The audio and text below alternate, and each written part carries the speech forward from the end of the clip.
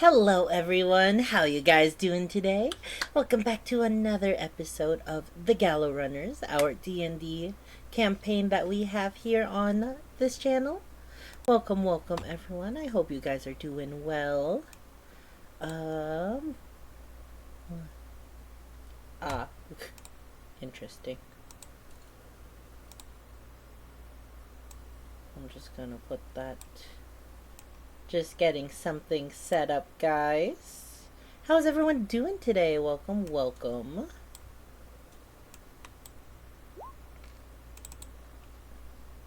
Move chat out.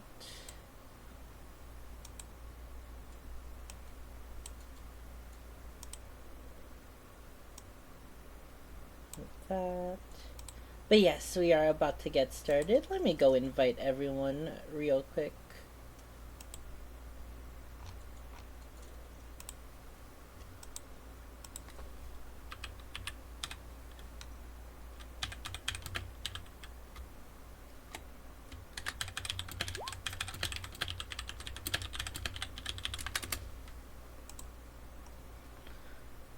Let's go. Hi, Eden. Hey, Claus. Welcome to the stream. Hello. Let's go. Just getting set up. Actually, I practically have everything set up. Hello. Totally not heading to an end right now. Oh my god, you're playing the hit MMORPG Final Fantasy XIV Online right now, which you can play for free up to level 70, including the first two expansions on D&D night. I've never played that game. Yeah. Oh, well, you should check it out, Tweak. It's an amazing game with many different classes. I don't know the number. Many. I want to say at least 15. It's 16. Are you including the discipline of hand and land? No. 20 classes then. Are you talking about the game with 20 classes plus more on the way? I mean, I don't know how I know that. Now, is this including Blue Mage? Yes. It is technically. This is I just guess D&D, it is the promotion technically stream a about fantasy. What do you mean? We ain't promoting anything. Oh, Malphus, you're in the system now. I can kidnap you. Alright. Nice. Everyone say... Oh, Wait, how do I do this now? Amazing. You're in the system. I You'll can never kidnap take you. me alive. Alright. Wait, I need to move this. Eden's gonna hold Malphus for ransom. Yeah. Say bye to Tweak. He's not the first and he's not the I'll give you the option, Tweak. We are starting with you. In bedridden for about 5 weeks. in the Thralls of Sleep. Would you like to bring this privately, or would... Oh yeah, we can do that. Alright. Sit tight, everyone. While Malphus and I have a little chat in an unknown area. Have fun! Bonk. Malphus. Hello.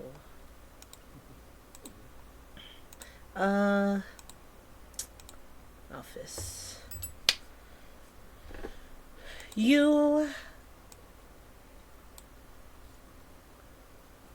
The last couple moments have been quite draining for you. In the thralls of battle, you watched a man turn into some large crystalline prism, and a familiar but unknown figure in the distance commanded you to shatter the crystal. Heeding its warnings, you took it upon yourself to plunge your blade given to you by your patron into said crystal, shattering it. And afterwards, you find yourself in about of fatigue and unable to control yourself, you find yourself unconscious. There we go. So Malphus, as you gain this sort of semi-consciousness, you find yourself once again in the familiar place, the void. Or so you believe.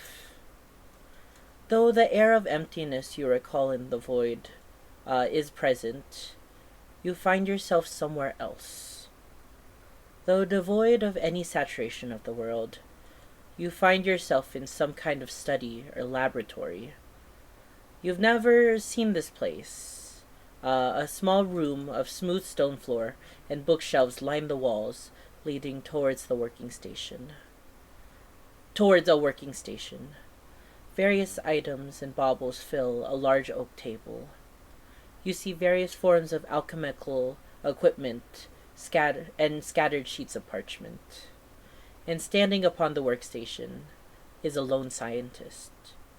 And though this room is all but black and white, he is rich in color.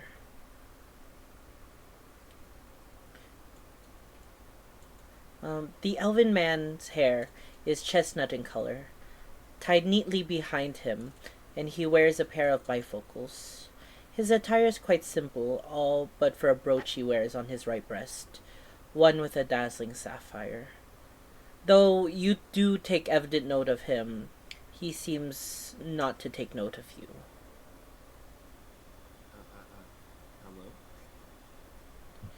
Hello? You see him standing over the desk, scribbling on the papers. He seems not to notice you. I'll approach like 15-ish feet. Alright. Are you able to move your character? No. Oh, 'cause I put you on the map layer. My bad. Oh, well, now there's two. Oh, Oh, now there's now none there's of you. none of me. 15 feet, and I'll kind of go. You approach. You notice that other than the table, there seems to be other work areas, all filled with various kinds of craft and such. Much that you're unfamiliar with, but as you approach, he still doesn't respond. Behind you, however, you hear a young girl's voice as the door opens. "Brother, is it true?" And from behind you, from the door, a young elven girl appears, and she races past you. And as she reaches you, she doesn't seem to stop or halt, not taking notice of your presence. And almost as a ghost, she phases through you and past you, running towards the man. At the voice, the man turns over and you can see a kind smile on his face. "Brother, is it true that the king has chosen you?" "Yes, Mariella. I am off next morrow. The head of the guild has tasked me to lead the investigation into the anomaly." "Oh dear brother, I do wish I could join you. Maybe I could hide away until you leave the city gates, and then we shall venture together." "Oh dear sister, your mind comes up with the wildest ideas. Fret not. If the research is well, I shall be back by the blue moon. Wait for me here and take care of sweet elder mother." Wow. I can't God damn it, Delta. I had the glitch sound and then he made me play the Spider-Man sound. I almost just played the Spider-Man sound. Oh, and we got an ad now. I guess, like, as they're having this conversation, too, I'll kind of approach, like, the side of the desk. Like, between them. Yeah. You can see on the pieces of parchment are many different forms of alchemical formulas. Actually, roll me an Arcana check. You could. Oh, I don't have my character sheet. All good. So it's Arcana. I know nothing. Yes, you know nothing. And you actually take note. Do you speak Elvish, actually? Me? Yes. No. Yes, Can I was gonna say, can I use my book here, or probably not? uh, I'll say at this point it doesn't really matter. Okay. As you're just glancing over at these, you see many different forms of in it looks to be in the basic form as recipes, as well as some parchments showing alchemical formulas, some even showing magic circles. Would it At a be glance, you kind of? don't take. I was gonna say, would it be kind of like in the same resemblance as the cookbook? No. It seems with much more scribbling and much more formality to it. Almost like a doctor trying to discover various new formulas and such. Um, but unfortunately, you also take note that all the scribbling is illegible, and what you can read, you recognize it as Elvish script. Uh, and as you try to focus on the words, you realize it's not scribble or the writing isn't blurry and confusing because you necessarily can't understand it. More like it's not understandable at this time, almost as if it's a distant memory and impression of what these words used to say. Um, but yes, the girl looks in excitement as she says, "Wow, my brother, a far traveler. Elder mother and I will await your return from the land, but do promise to bring us keepsakes from Ublos."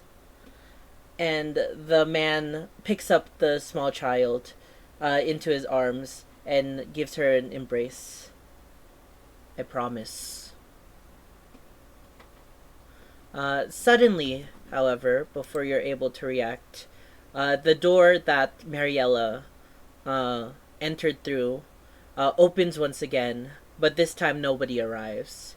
Instead, almost like a vacuum, a force sucks you through, uh, propelling you out of this room and out of this scene. Uh, the side of Mariella and her older brother disappear, and you are now once again cast in the void. A familiar sight to you now. And very far in the distance, you can see a familiar oak table. Sit down and pour the drink. Let's see. There's the oak table. Oh.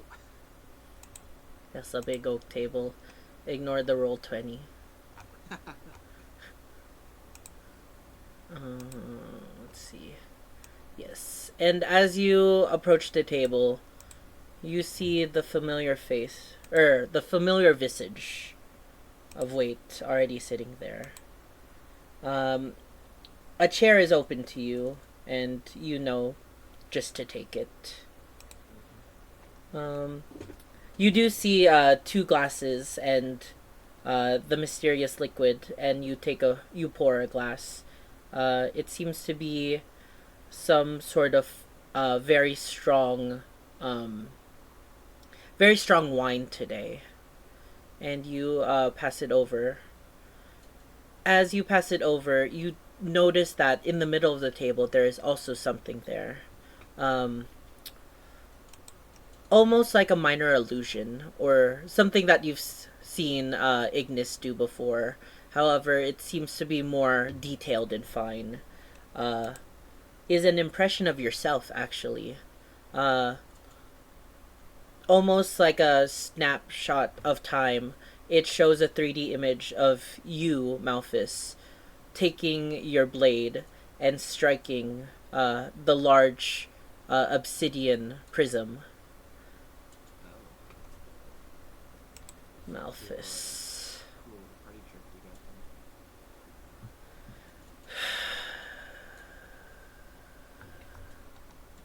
got How are you, Malphus? I've been better, but I've definitely been in worse situations. That's good to hear that you aren't failing.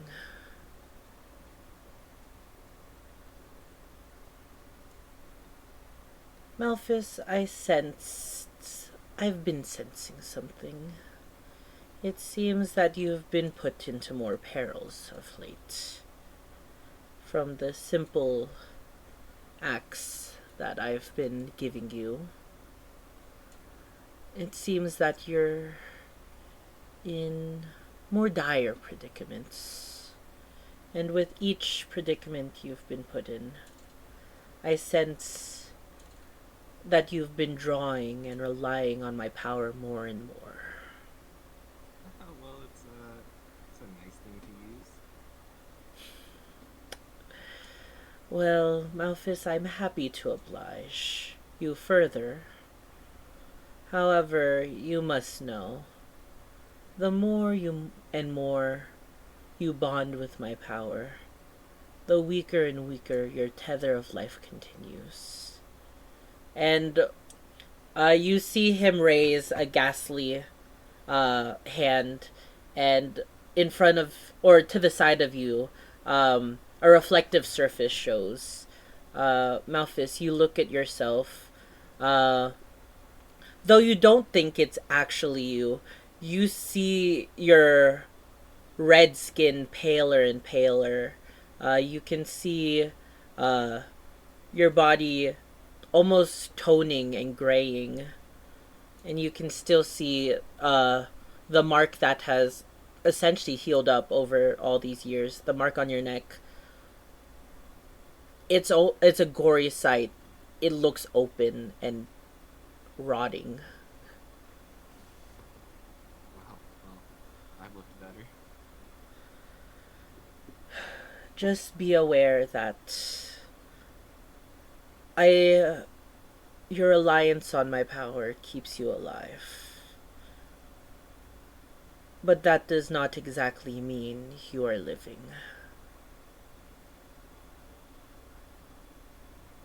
Yeah, I think I understand. Now, on to more pressing matters, Malphus. This image that I've procured, this crystal that you struck, I could sense its power the moment my blade touched it. I felt something familiar with it. For your next errand, you not need shed blood, for now. I require you to collect some of this crystal, samples, and bring them to me in person. Oh. As the veil that I transport you here now can only do so much.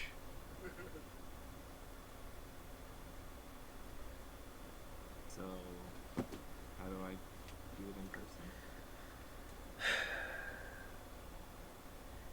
You may bring it to me in my realm, in the place you felt the deepest pain. Oh, great. Love opening old wounds. But be wary. I only have inklings. Oh, he's wearing something. I don't. Oh my god. Okay, Nike. Let's see. But be wary. I only have inklings of what this might be. However, if I am correct, be wary, as even shattered fractals of this crystal may still pose some danger to you in the realm of the living.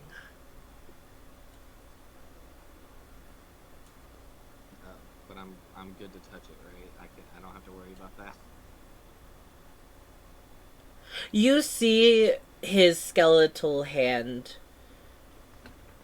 grasp onto the glass, and it disappears for a moment as he brings it up to his non existent lips.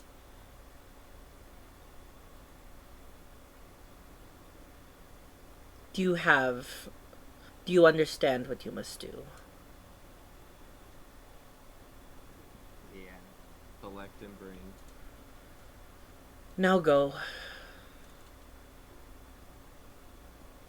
Okay, bye. And I'll do what I normally do. Yep. After Throw a cool peace sign as I do it. he doesn't respond to that. He just, all right. I know he loves it deep down. But alrighty. And with that, let's go head back with everyone else. Okay. Name card. Hi. Lord Priest. Hello. Welcome back. Alright. Lord Um, Priest, you're just- Now, everyone. Oh, why are there two of you? Oh. 1 second. Schmalit. I should stop deleting people. Should've Um, did it. Alright. But yes.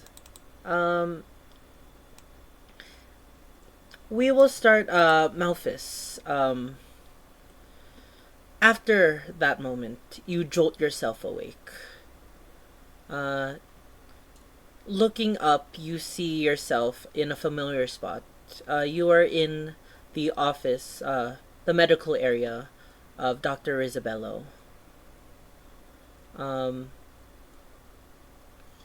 You see, beside you actually is Naomi, who has just also woken up. And on the other side of the room, you both see something a bit confusing. Larry, did you not move over when I said to? Oh, Larry's going lyrical. Okay. No problem, Larry. You live your best life. We love that fucking. But yes, you see, it seems to be. It seems that somebody has taken up the unused beds, and curtains and pillows and such of the office and kind of collected them together to make some kind of makeshift structure on the opposite side of the house. Or opposite side of the room. Can I leave jail and go to the hospital? Oh, did you not move? I clicked you to move over. He is here. Why isn't it My moving? screen. Do I have to move you over? Oh, wait, no. Yeah, is there two of him? Select all. Hot Oh, takes, there's no regroup tools. all. There we go, sorry.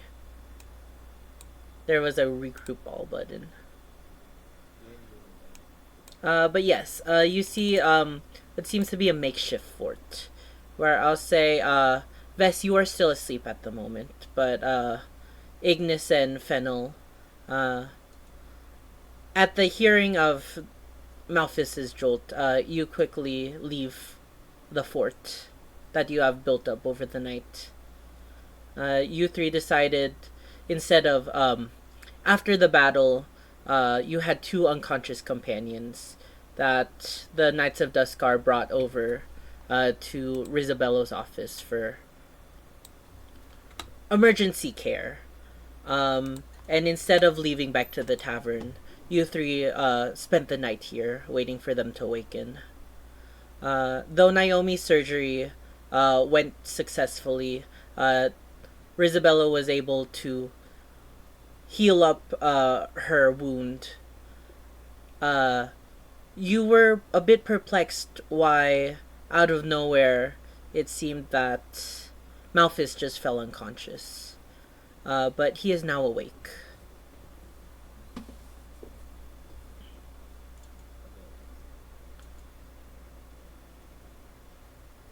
I'll rush over to Malthus. Oh, Vess, you are still asleep at the moment. Oh, I'm still Uh, sleeping. yeah. I'll say Ignis and Fennel, you do see this, though. Oh. You're alive.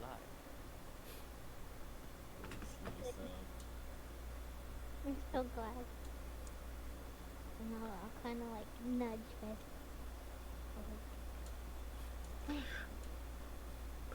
You nudge the fort a bit, shaking it, and Vess, you do awaken by to this. But as you open your eyes, you take an immediate sense of confusion. Do you crawl out of the pillow fort? I think I'm, because when I wake up, I'm still asleep, when I'm asleep, I'm, slime form. I'll just, crawl out. Yeah. Okay. Yeah, you crawl out and you see It's a little puddle. yeah, a blue blob just making its way out. And as you as you open your slimy eyes, I hate how I said that, Vess. You see Malphus awake. Naomi, you're also awake. Naomi, you had quite a restless night as well. Mainly as the surgery you undergone to patch up the rather large wound that you suffered from the sword. But luckily, they were able to make it all in well. You notice that you have your shirt off, but still have your undershirt on. I mean the purple shirt, but you still have your black shirt on. But you also feel gauze has been wrapped all around your midsection, where your wound was taken.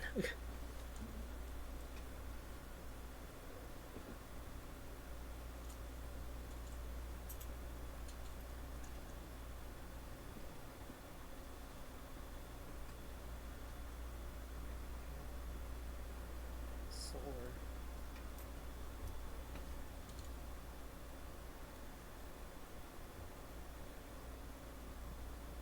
So will we out for long? Seems like it was just the night. Yeah, it's probably later than you normally wake up at this time. Probably mid afternoon. Maybe just out of lunchtime. Out of character for a second. Do we heal our HP? Yes, you guys all took a long rest. Okay.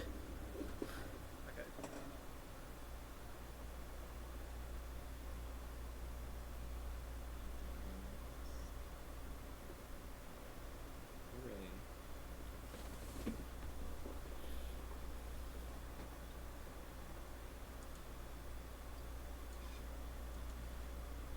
Hello. There we go.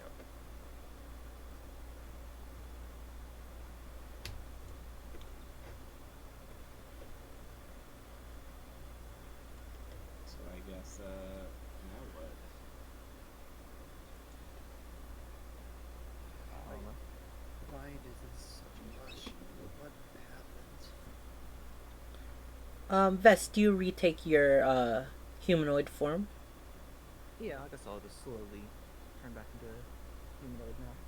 Yeah, I'll say Vest instead of noticing a change. You notice that your mass as a puddle has increased surprisingly, and as you take your normal humanoid form, you feel your body just naturally grow from what you're used to.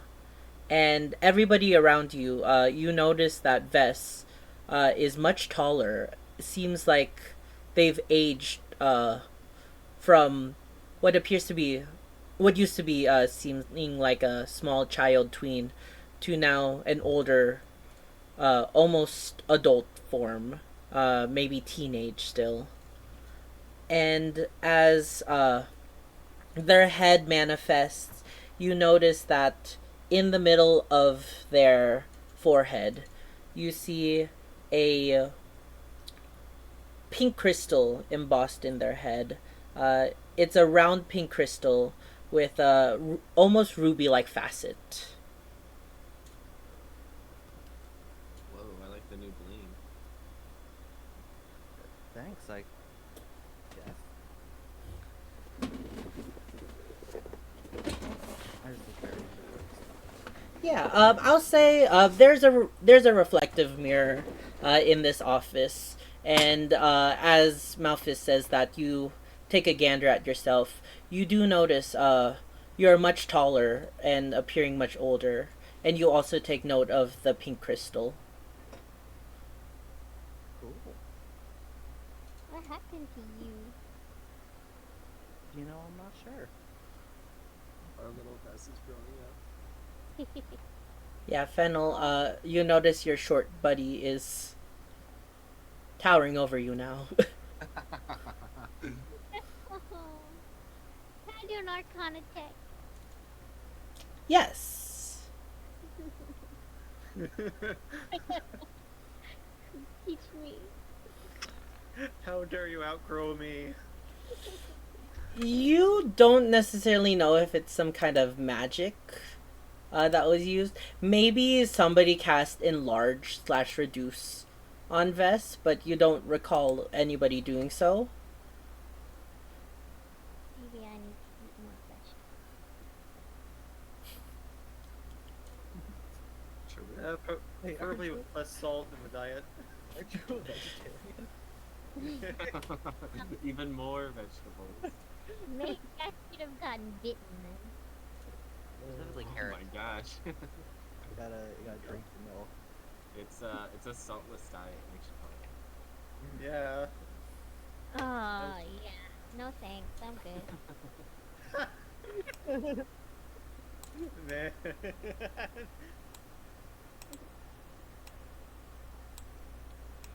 Oh, that's funny.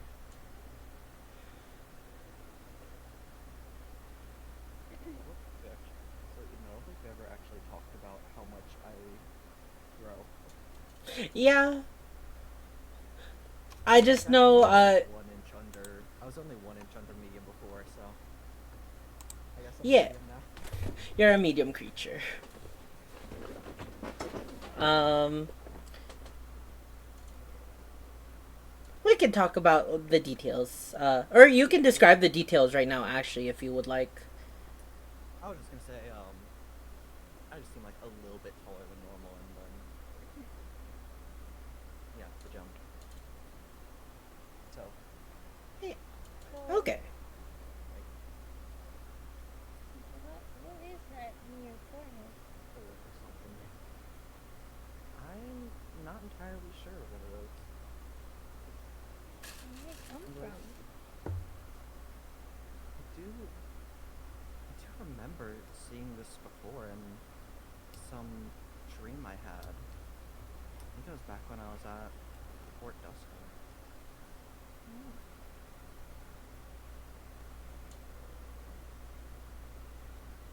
I wonder if it has anything to do with my psychic powers. As I said, I'll just pull out, or I'll just manifest a knife and, fidget with it a bit.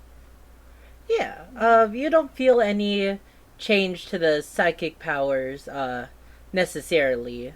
But I will say, you all take notice as, when he summons the psychic blade, a faint glow also appears on the gem on his forehead. Hmm. It seems they're connected. Kind of pointed out as it's glowing. Yeah. Seems so.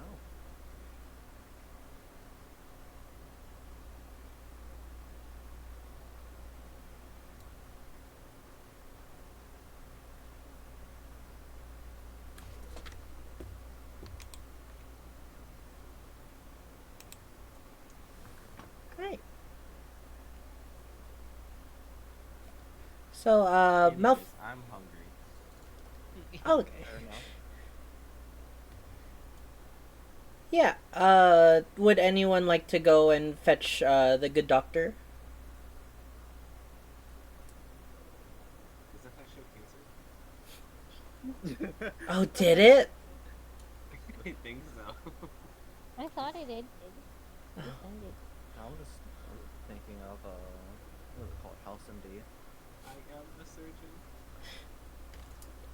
I could be Uh, a surgeon. I had the healer kit. True. Yeah. You're a field medic. Let's go. I don't know. I think that Fennel might have a scalpel. Better watch out.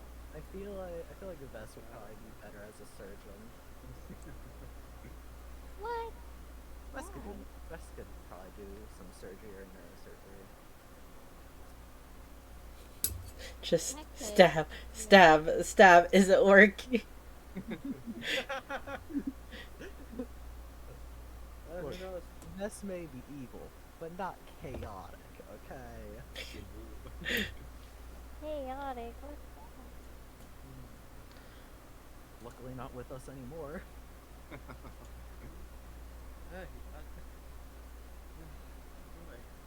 But yeah, would anyone like to fetch Dr. Isabello? Doesn't seem to be in the immediate vicinity. I'll get him. Please. You're fine. You're fine. Go back You're in there. a bed. Where's my ice cream? What? Where is your ice cream? Where? You want a popsicle? Is that it? Yeah. He wants it. He Yeah. wants his free lollipop, but they Yeah, don't. push pop. Yeah, Fennel, I'll say you leave the medical wing into the waiting room where you see Dr. Isabello as well as Sir Lop there. And they both turn their attention to you. I just simply say that they're awake now. Oh, wonderful. Here, let me, Sir Lop would like to tend with us as well. And he rushes past you. Sir Lop will turn to you, Fennel. Hello, how are you feeling after last night? A little shaken, but fine. Alright, well, that's good to hear. Malphus and Naomi, you see from the double doors, Dr. Isabello come by. The elven doctor will help you, check your bodies over. Malphus, you see as they grab your arm, kind of look under, look over. You seem to be fine now. I heard that you had a bit of a spell last night. Are you hurting anywhere? No, just my shins. He'll go down and check your shins. I do notice that there is some slight bruising there. But that should be it seems to be some old wounds, so that should be fine. You should be able to recover that in no time. And then he'll go over to Naomi. Now, how are you feeling, miss? And he'll also do the same. More delicately, you still feel a bit soreness onto your body as he lifts your arms, checks you over, kind of puts a gentle but firm hand onto your stomach, just trying to feel if the bandages are properly soaking up any residual blood. Sore. Stressed. Well, the Knights of Duskar brought you here for some surgery. You required some stitches. Though you should be alright now.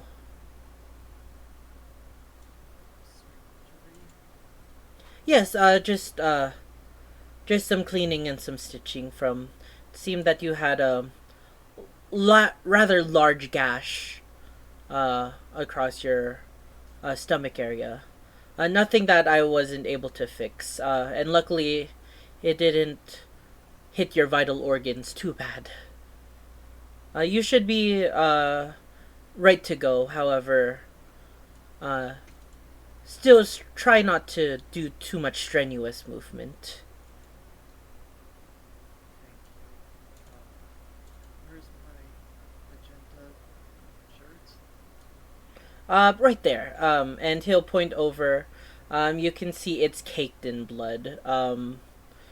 The magenta is now kind of more like more red than purple. Um, and Sir Lopin. Oh, sorry. Can I re-enter the room? Sorry. Of course, yeah. You and Sir Lop pass through the double doors, and Lop will announce, "Ah, great to see no one died."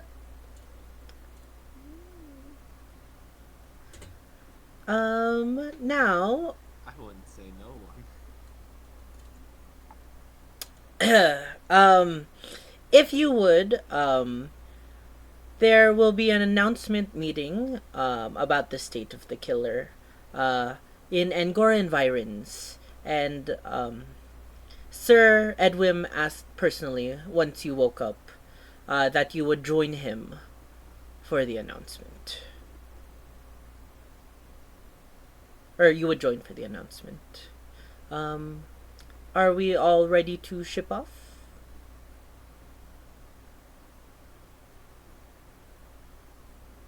I'm sorry, what was that last part? Are we all ready to go? Sure. Are you sure it's okay for Naomi to move? Like I said, she should be fine.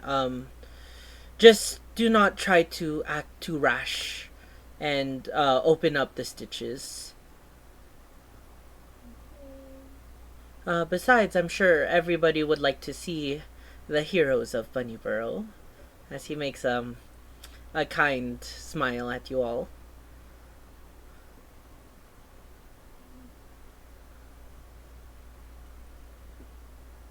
Should we all?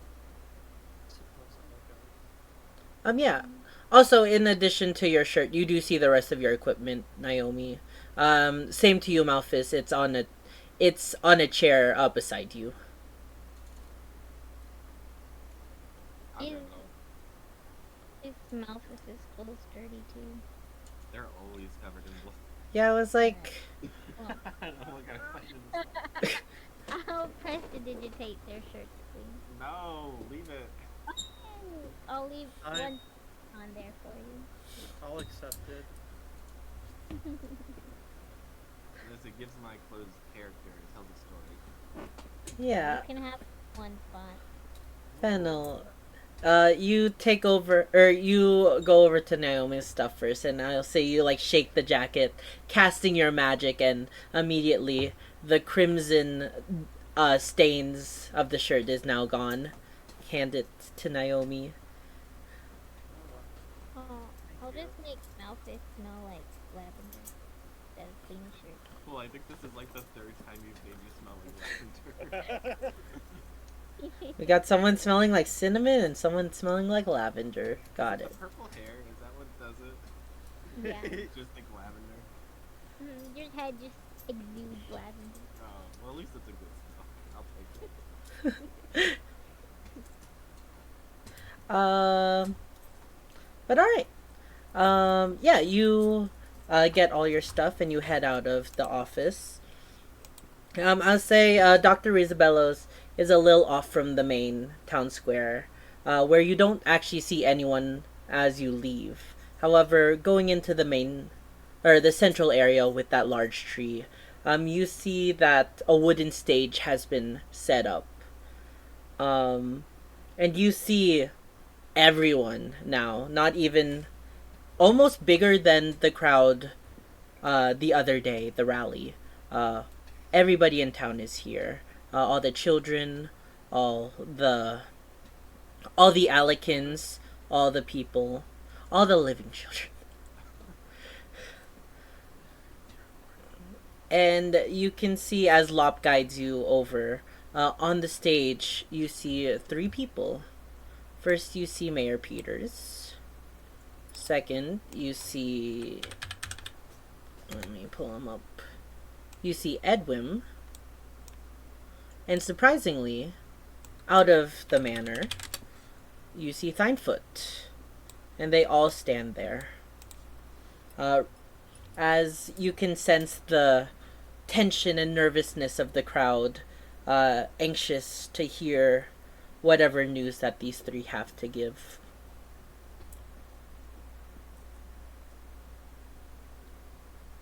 I'll approach. Alright. The three, Lops led you to the, gathering area, but kind of stopped, waving a hand towards you, that he's led you where you needed to be. But Malphus, you joined them on stage? Oh, I'm going on the stage? I was just gonna approach the stage. Oh, okay. That works too. Unless So... someone was gesturing to like join, then I would, but I'm not gonna just go up there. Not necessarily. He was just joining, telling you to join the area. So I'll say... Oh, sorry. I will too. Alright. I'll say, the five of you, push your way forward. Not necessarily pushing, but as people see you, they make room that you can pass. And you find yourselves at the front of the stage. You can see Edwin, there. He stares at you. Standing behind the other two elders of the town. As, he stands there, resolute and silent. And...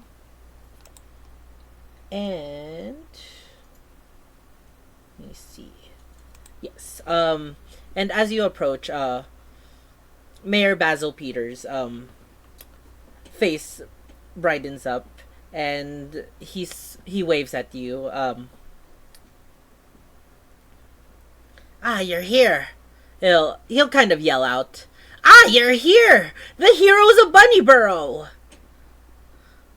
And with that, you can hear the crowd beginning to cheer at you, joyously. You look around and you see many familiar and unfamiliar faces, all smiling, clapping. Here's for the second time. Yes. Sounds indebted to us. Now, everyone,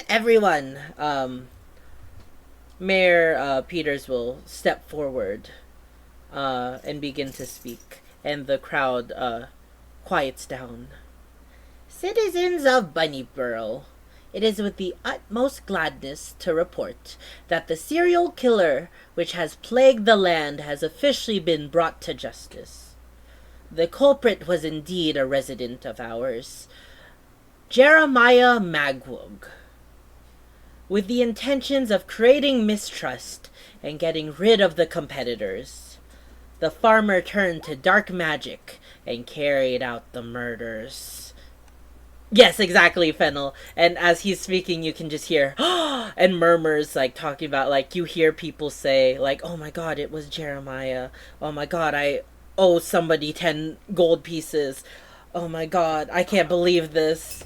You just hear all kinds of whispers and such, but the crowd is intently listening. Are you doing anything at this moment, or are you guys also just listening? Just listening. I'm just listening. I don't like all the eyes on me. Yeah, there are many eyes on everyone. Let me see. It's also believed that he was also involved in the disappearance and subsequent murder of Uvala Strait. With the aid of the Knights of Duskar, and, roll me an insight check, if you would wish to. You don't have to. You're going to test my luck.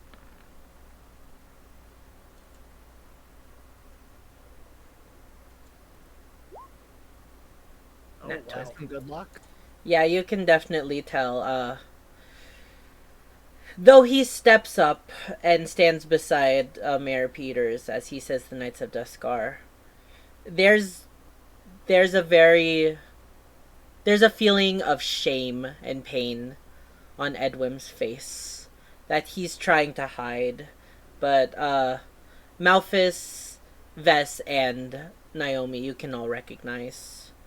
Um, with the help of the Knights of Duskar, as well as these brave heroes, and he'll wave an arm towards you five.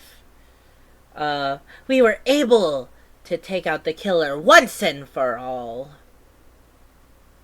And you can hear more cheering. Malphus, you can feel probably some kind of farmhand behind you shaking both your shoulders like in excitement. You can Fennel, you can feel people petting you. And then you can hear like a mother say like, "Jimmy, that's rude," and like pull the hand away from you. You can feel like all like pats on the back and everything. You are the center of this whole town right now. Settle down, everyone.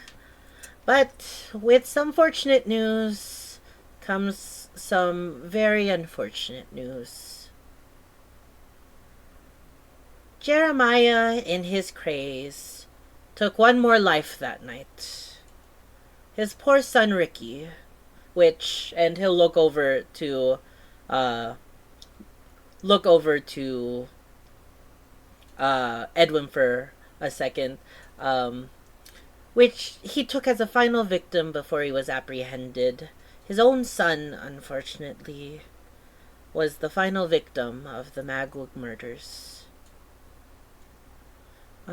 If you would, please join us for a moment of silence. And you can see everybody, there's more murmurs and whispers. You hear a baby cry in the crowd, but, everybody falls silent. Do you do anything at this moment?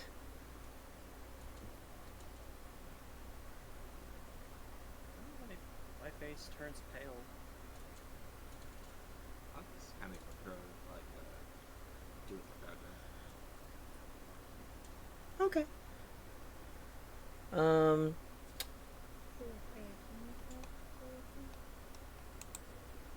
Yeah, I'll say, you whisper a prayer to, um, I would, Alessandre's your primary god, I believe, right, Fennel? Or, Hymnada, the god of music. Either one, I think it's awesome. yeah. Okay, yeah, you, whisper a small prayer to Alessandre. And after a moment, that the silence goes down. But, and though his loss may never be forgotten, as well as everybody that was lost during this rather unfortunate chapter of our town, we hope that with the Magwig murders abruptly dealt with, we can heal as a community together. And then you hear the crowd, many people are a bit soured by the mood, about the sound of the news, but many people do, cheer and, are excited after that. And as the first act on track to healing, I invited gracious Elder Thinefoot, who has agreed to be here,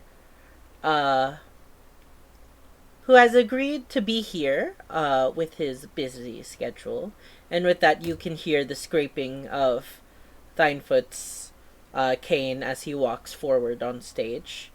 To accept the town's most sincerest apology for the cruel attack of the land that they own, and by some choice individuals of town, as well as any additional animosity he and his family has felt throughout the past weeks. And uh, you see Thinefoot and Peters shake hands and nod head with nod their heads at each other. Thinefoot will speak up. And yes, I would like to also personally thank these five here for always bestowing grace and believing that our family had nothing to do with any of this. May I get another round of applause for them? And once again, you hear just the egregious, "Wow! That's our heroes! I like that bunny! She's cool! Woo! Did he get taller? Woo!" Did he get taller? I love that. Now, before we leave today, with that all out of the way, I would like to formally invite you all to a celebratory dinner tonight, to celebrate the end of this muddy chapter. It will be at my meeting hall, and everybody in town, especially our heroes, are invited as guests. There you can drink and relieve the shoulders of tension that we have all burdened for so long. And yeah, everybody cheers once again. After that. And I will say, as everybody's cheering, you can see Edwin step off stage and walk away. And after, I'll say like after a few moments, Peter and Thinefoot leave together, and the crowd that has formed disperses. You see many recognizable faces going back to their businesses and such.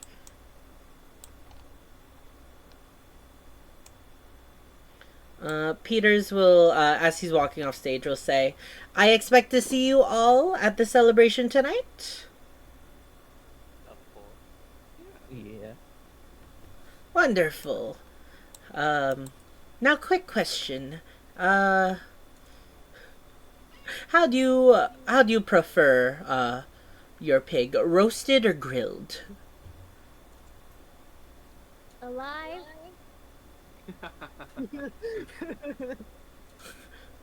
Oh, don't worry, Elder Thinefoot. Fennel, I'll make sure that there are plenty of vegetarian dishes for us as well. Roasted. Wonderful. And as he's walking away, you can hear him just yell out, "Jorn, get the spits! Oh my god. We're having a barbecue!" As he walks away. So, like, I didn't hear a single thing you said. Oh, he just yells out, "Jorn, get the spits! We're having a barbecue!" Time for a jailbreak. Oh, you bringing the pigs out of jail? No, no, put my mustache on. Last blue night was real. That was just a cruel joke. Huh? I mean, I think it was real. There's stitches in your stomach, Jason. It's true. Let's just go forward. I gotta move all the characters back home. but not proud of something that happened. Oof. Don't worry, Naomi, your secret's safe with me. For now. I prefer you guys stay away from me. I need some time to think. Doing this again. Multi pants. Hey, I'm just happy I lived another day. Shrug it off and walk away. Okay. Yeah. Bye. You see Naomi It doesn't take much insight to know that Naomi's very heart struck about what just happened. Yeah. As you see her walking away in the distance. Naomi, you walk away and you can see, you don't know where you're walking necessarily. However, as you leave the Angora environs, you can see many people pass by. You can see Edwin, as well, just walking toward, or walking past. But yeah. At this moment, I will say, I didn't plan any events or anything you want that I had for this session. So practically until nighttime, you just have free reign of the town. You guys can do whatever you want. Yeah. Do we have diplomatic immunity in this town now? Gosh, I don't like the thought of that. Roll a Yeah, history check. Asking for a friend. Roll a Me too. history check. Oh, what?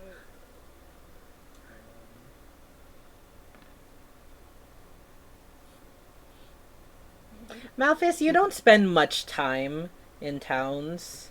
And the one town that you were grown up to didn't have the best law enforcement. So in your mind, in your mind, yeah, you think for this brief moment you just think, yeah, I'm the hero of this town. I can do whatever I want. Oh no, I've got influencer brain. The cloud's gone to your head. Everybody was looking at me and me only. The world revolves around me. I won't do his best.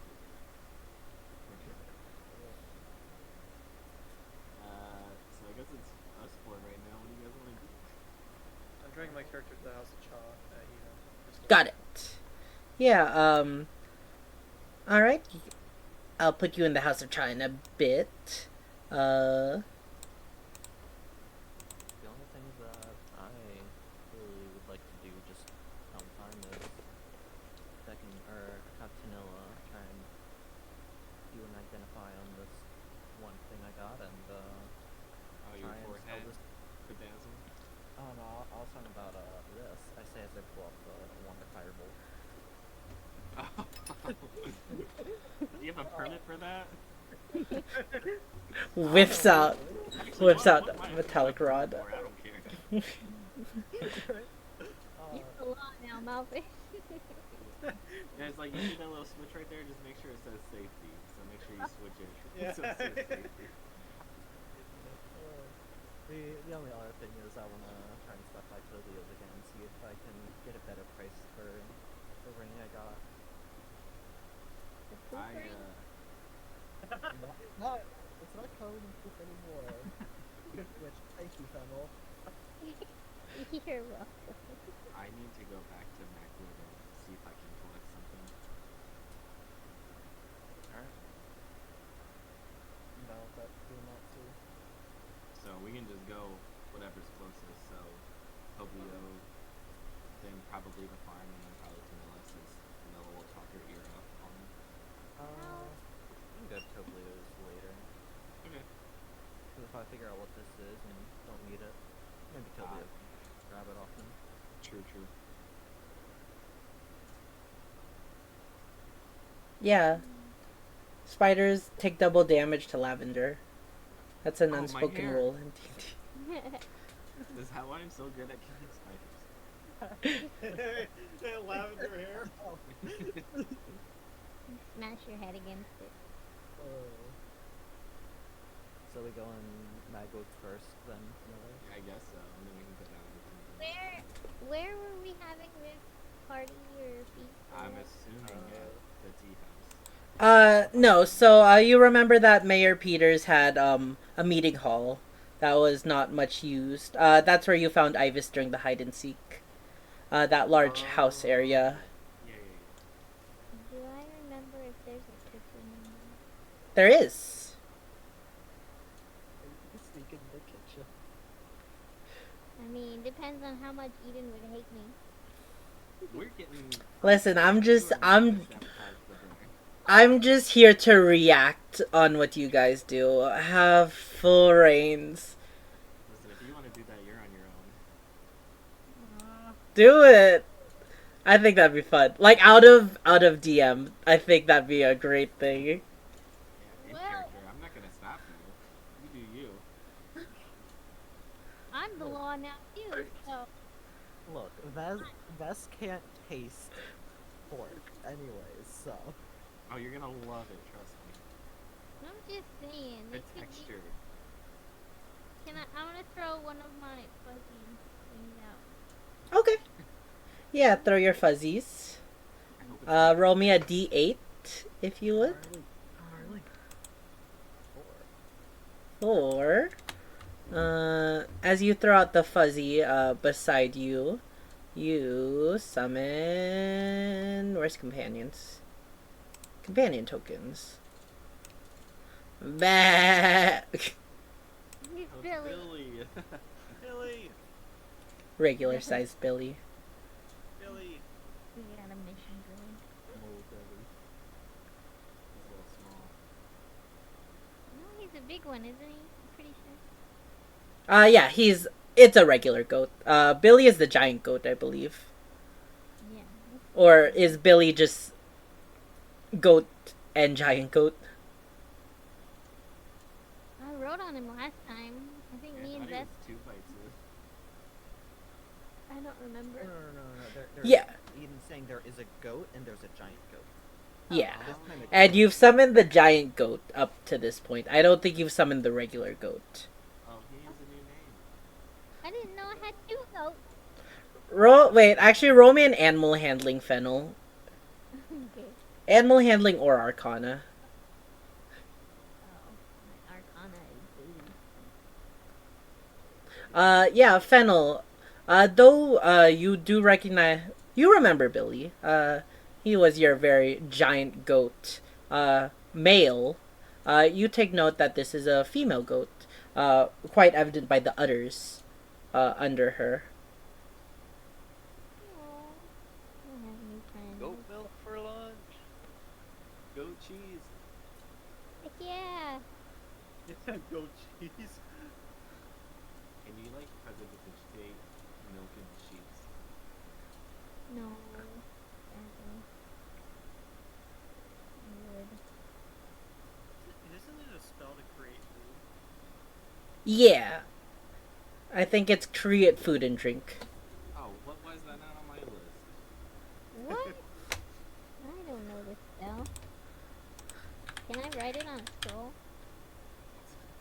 You don't know this. Oh yeah, create food and water.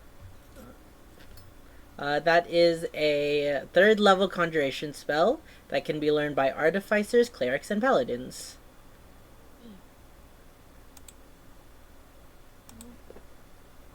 To Daniel.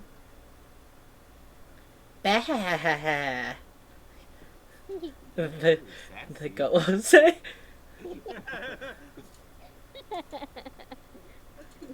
Sassy! I guess I'll hit my mission while y'all are doing this.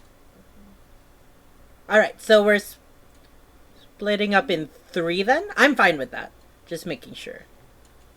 Okay. Alright, have fun. I would say don't do anything I would do, but you're about to break an injury, so. You don't know what I'm gonna do. Alright, then we shall start with Naomi.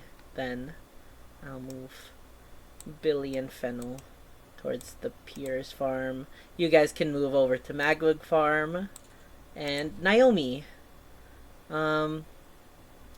you try to clear your head, but as you're walking alone, the memories of what happened last night begin to resurface. You wished it was a dream, but it wasn't. You remember 3 very distinct moments. You seeing Ricky transform into a werewolf. Actually 4 distinct moments. Using the transformation is the first one. The second one being you firing an arrow at what's his name? Sir Edwin. Yes, thank you. Sorry, brain fart.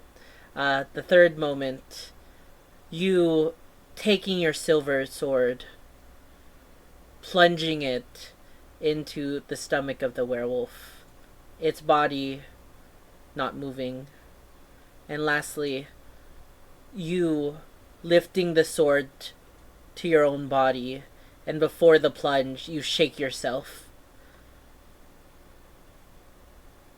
And as you walk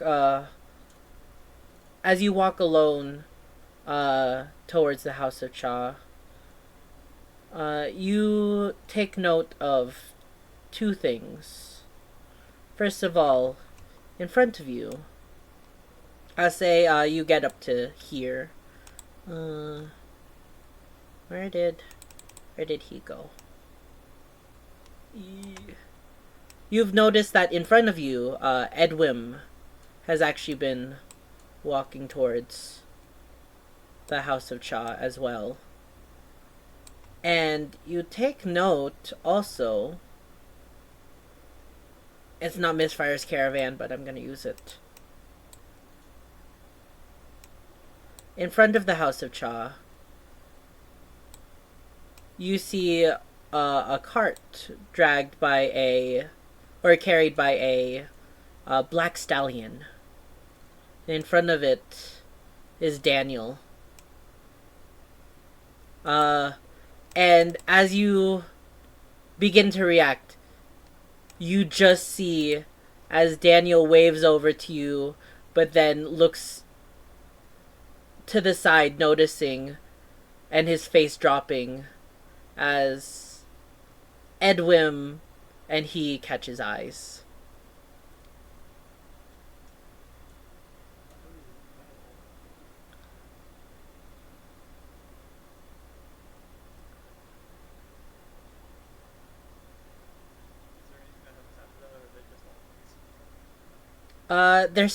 They're standing there staring for a moment. It's a silent, tense situation.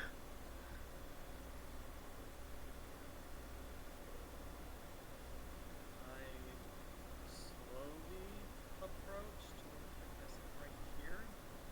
Alright. And you, as Edwin senses your presence, looks over to you and just looks back. Daniel, I've heard reports that you're no longer with the Knights. I wish you good fortune. And with that, he turns and heads into the House of Cha.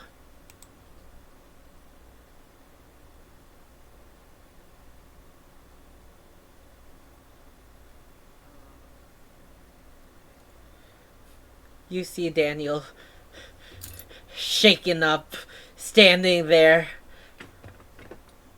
Naomi, hello. Okay.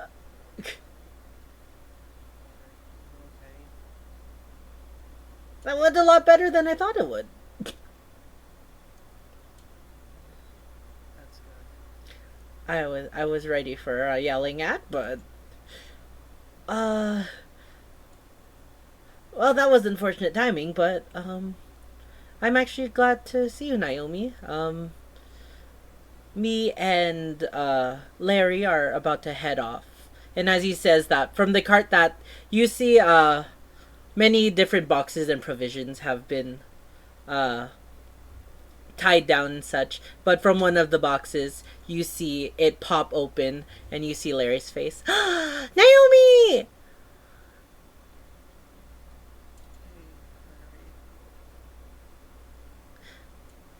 Aw, you came to see us go. I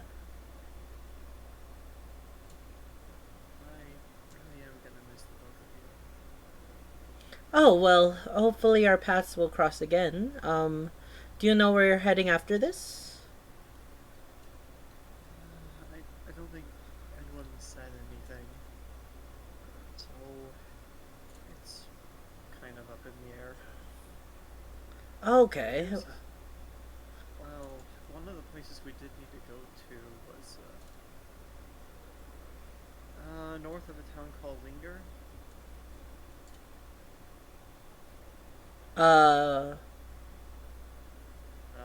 Well, is it called Derek's Blade? yes. Uh, it's okay. You would know Linger, but you know that Edwin has told you about. That's the second or that's one of the destinations you'll be heading to. Uh, Bunny's Burrow, Derek's Blade, and Shanxi. I suspect we're going to Derek's Blade next, so who knows? Oh, well, that is probably on my list of places to go. Um, but unfortunate. Larry and I are heading down to check out the Warog Festival at down in what do you call it? Brookjaw. And he'll pull out a map that he has, and he shows it to you. You see a map of Ublos, but there are lots of different scribbles and pen markings. You can see kind of a roadmap of where he's going. Seems like he's going down to the eastern, going southeastern down to Brookjaw, then making his way up to Linger, then heading towards the Stray Forest in Derek's Blade. And then it seems like he's going then back up to Hecker, Shanxi, then going missing Appia, and then heading all around town. Or heading throughout the country. Yeah, Question. yes? You remember that locket, Ethan? Yes. How fast can I take the picture out of it? At this moment, I'll say, he's busy, rambling. He's speaking a lot. And he's like, yeah, we're gonna go to this Warog festival where I hear there's gonna be some great food and amazing, stuff. And yeah, and then we're gonna go head to Linger where I hear there is a person that makes this special kind of cake batter. It's amazing. And then we're heading, yeah, so he's talking a lot. Roll me a sleight of hand if you want to do it stealthfully. He's half looking at you, half looking at the map. But yeah, as you pull out your trinket, you fidget with it in your hands. What would you like to do with it again? Sorry.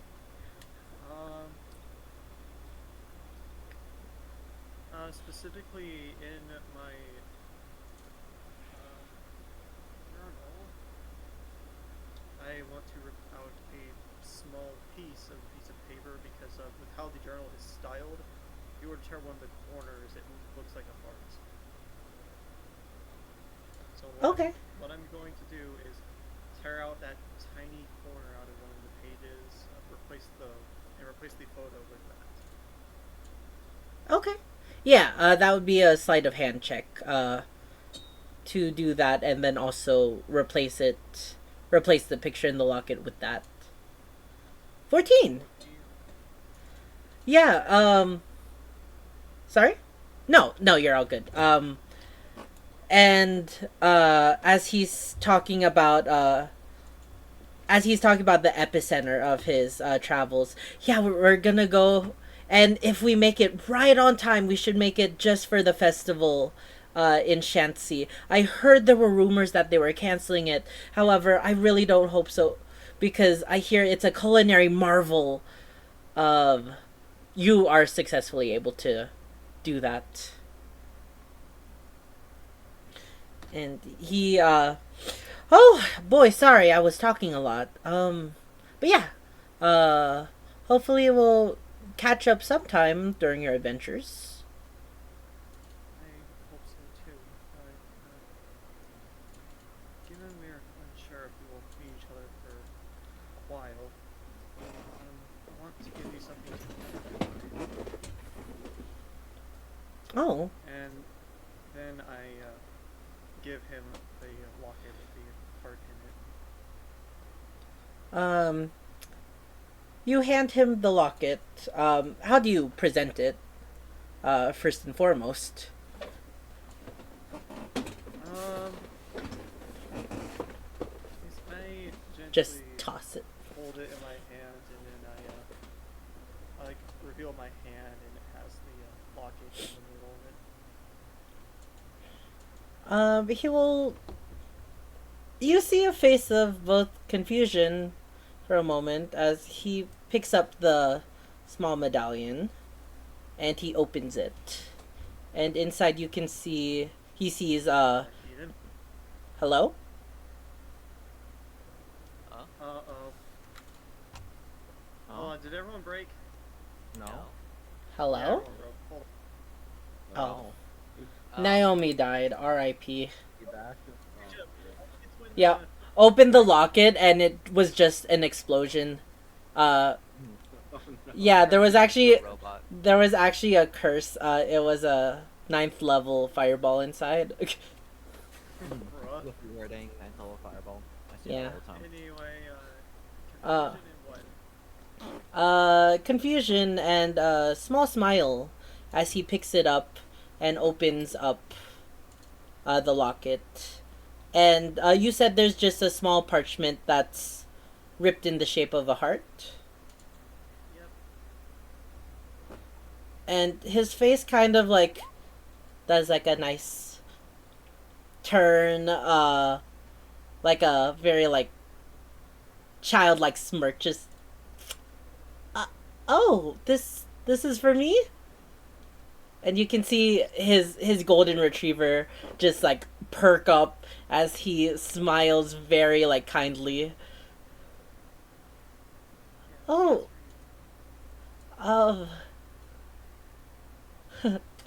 he puts his hand behind his back. I don't know what to say, but thank you, Naomi.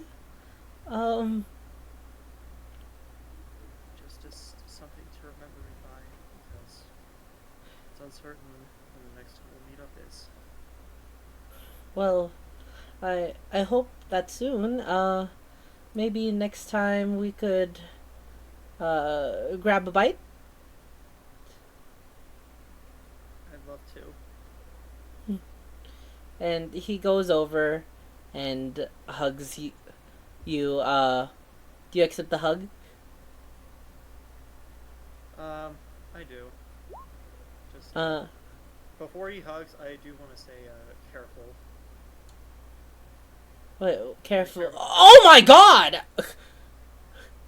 Ah! What happened? Last night was. I'm still trying to recollect everything, but out of what I remember, I couldn't control myself during that fight we had. I ended up stabbing myself with the sword. Larry, park the cart. We'll leave in the morrow tomorrow. Or we'll leave tomorrow morning. Here, come in. Let's grab a seat. I don't want to delay your time. He doesn't even listen to you. He, takes your hand and brings you into the House of Cha. Oh, wait. We'll see. The House of Cha- We'll see Hooray. how that happens, later. Let's move back to Fennel. Fennel. See, do you have a detective name or a secret spy name? The waiter. The waiter. All right. Yeah. So, you depart from the rest of the group with you chose Millie, I believe. Yeah. Are you writing? What are you doing? I'll just walk beside her, and I want to cast speak with animals. As All we're right. going up. And as you cast speak with animals, as a spell slot, I'm assuming. Or are you waiting the 10 minutes? I'll just wait the 10 minutes. Okay. Yeah, I'll say you take a moment to sit in the pasture doing your ritual to cast speak with animals, and after that time you finally hear Millie speak. Well, this grass is nasty. Yeah, he doesn't seem to take good care of his grass. He's a better farmer, though. So what are we doing today? Committing an arson? Committing various an arson. Oh, that's a little excessive. Jesus. I thought he was. sense the resolve in you, Fennel. Whatever you need to do, I will gaslight and gatekeep until it is accomplished. That's what I like to hear. So, just give me the fire and I will burn this place to the ground if you need to. Okay, that's. I like your enthusiasm, but we'll save that for Plan B. Just in case. Got it. I do have another plan though. I think. Let me hear it. All ears. Let me. What are we doing, by the way? I'm not quite sure yet, but I heard tell that we have a friend inside who might need our help before they get bit and roasted. Excellent.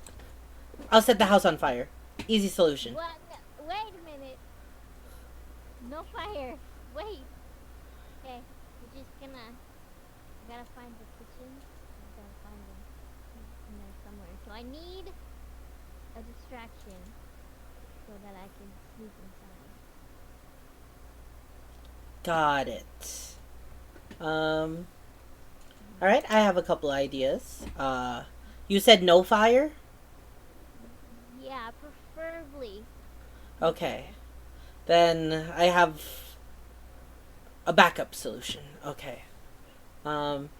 So who are we trying to distract? I see those people over there, and she turns her head, and you can see over yonder you see what do you call it? Basil and Jorn both standing there. They seem to be working on some contraption, and over in the distance you can actually see a small cage holding 5 pigs.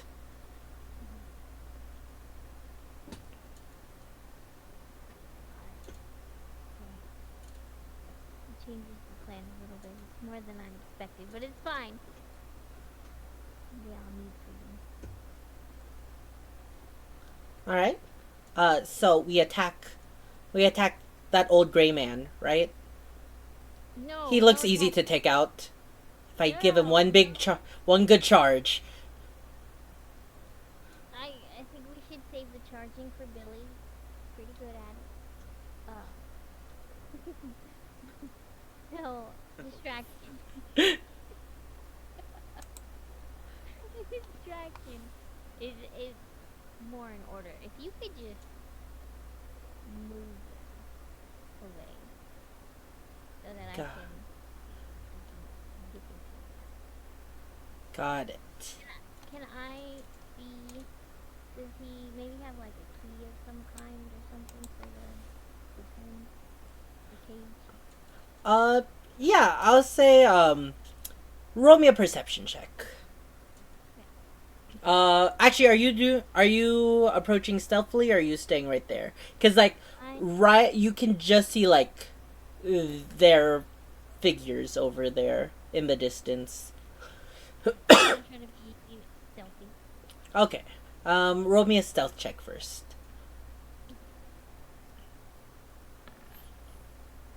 14. Okay. And then what were you? Oh yeah. Roll me a perception check to see if they have any keys and such. 13. Yeah. You can see. It seems that Actually, Mayor Basil just hands Joran a set of keys for the cage, and you can see that he points to this key and the cage, and then walks away.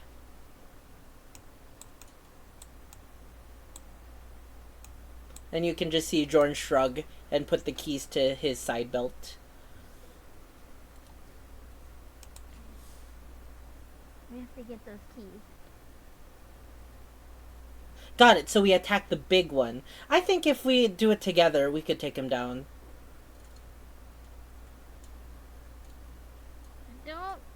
I think he could take us both, so I don't know that I want to attack him.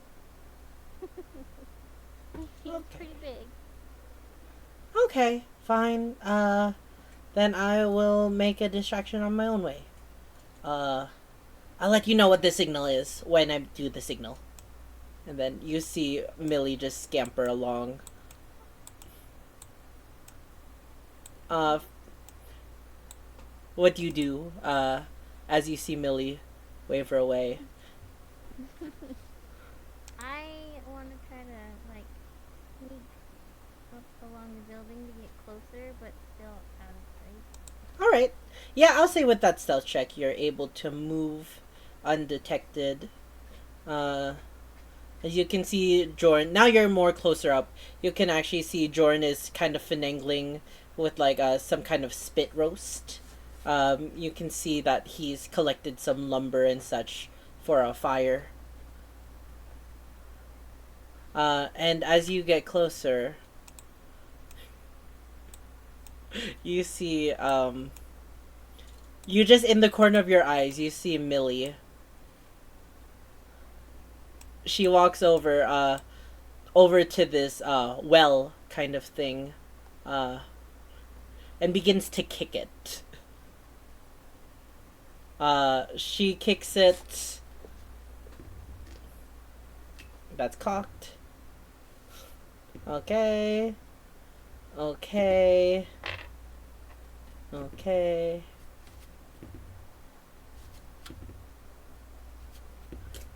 You see, almost for a minute, you just see Billy kicking this item.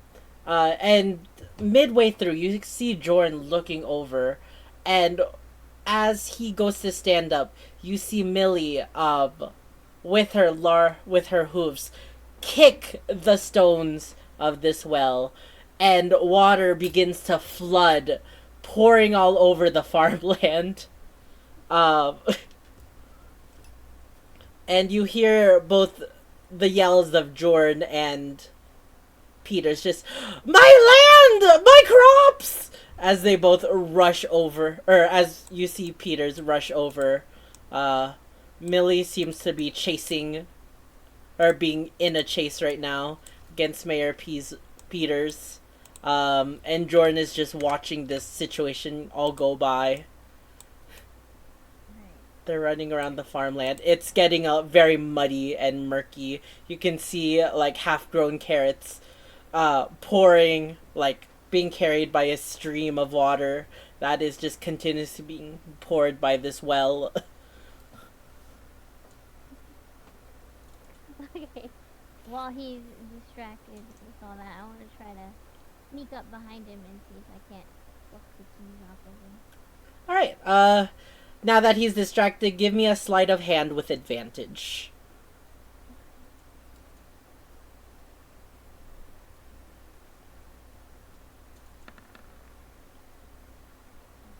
Let's go. Alright. Yeah, as he's distracted in all the chaos, about to brandish his sword, you're able to just pluck the singular key off the key ring that Peters gave Jorn. It's only one key on the ring, but you're able to take it off. As you can just see, Millie rushing away out in the distance. Peters taking a second to catch his breath, just darn goats.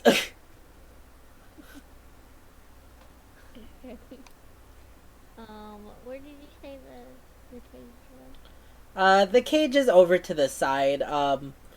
around here, just off the farmland.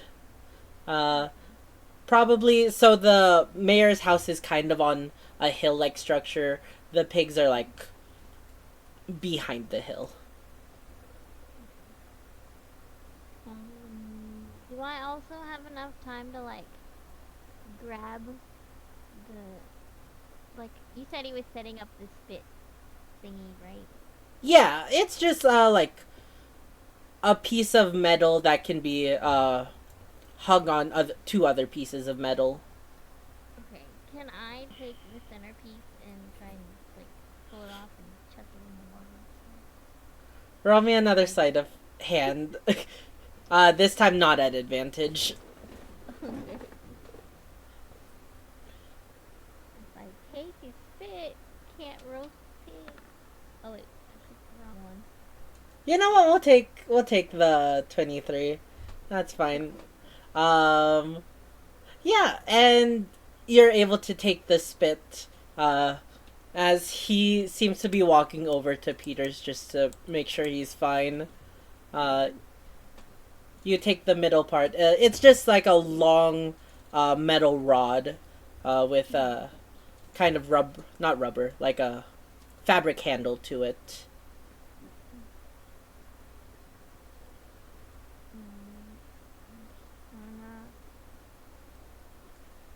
I'll just keep it with me for now, and then go over to the twigs and try and unlock the cage. Alright, just as Jordan turns around where he would see you, you've jumped down the cliff, or not the cliff, the hill, and now you're hidden by cover.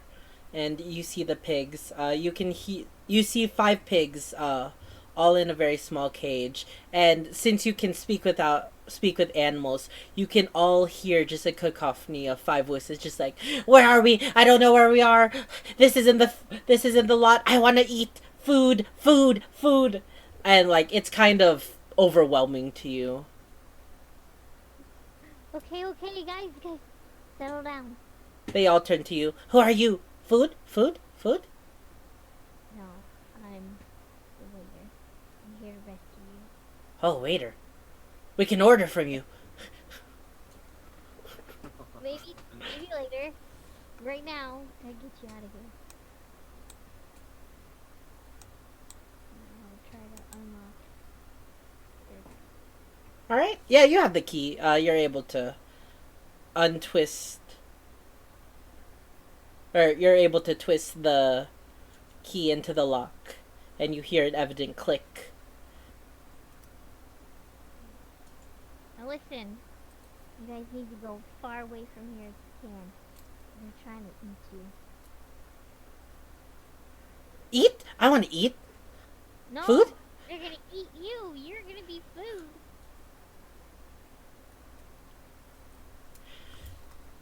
Oh. I want to be food. That sounds good. Can I eat myself? No. Oh, that's sad then. Okay.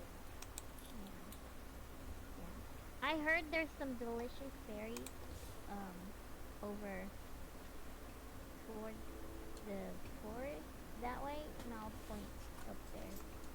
Point north? Yeah, like over this area, I guess. Okay. Oh,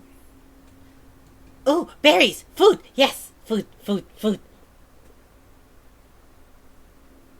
You gotta stay away from town. They're gonna eat you. Be okay. Yeah, yeah. Yeah. And you can see all 5 pigs, like trying to push through the grates the other way that you're facing. You're kind of facing the southern side. That's where the gate door is. But they are pushing to the bars, just trying to get out. Pigs aren't smart. And I'll kind of like direct them towards down the path that way around the houses. So, are they still like talking to each other?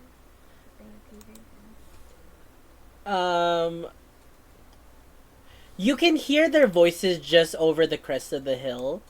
You can hear just, "What happened? Who was that goat? And where did the spit go?" You don't have much time. as all the pigs just file one by one out of the cage that you've opened, and all just like pluckily walking northward. Food, food, food, food, food, food, food, food, food, Alright. as they Yeah, disappear. kind of like chauffeur them on. But before I go, I want to throw a carrot in the cage and then leave. Taking the spit with All right, me. To be my calling card. and you can just. Oh wait, where did you put the spit? Sorry. I put a carrot in the cage Okay. and I'm taking the spit with me. All right. Yeah, you can put the roasting spit in your inventory, as you can just hear as you walk away. That is good to hear. Now let's move over. Actually, before moving over, you make it back to the center of town, and you just hear a familiar voice yell out, "Anarchy!" as Millie is beginning to break down and kick the fountain. All right, now let's move. Let's move to Ignis, Vess, and Malphus. Oh, hi. Alright then. Hi. Let me just move. I have Oh, no God. idea why that message went to you. Yeah, I don't know. I just got a message that just fed that, and oh, I'm but getting all right. teased by Naomi about that. That's why I Oh. replied. Gosh, wait, no one's here. Yeah, you arrive back at Magwood Farms, and the atmosphere itself is very quiet, all but for the many sounds of mooing. As you approach.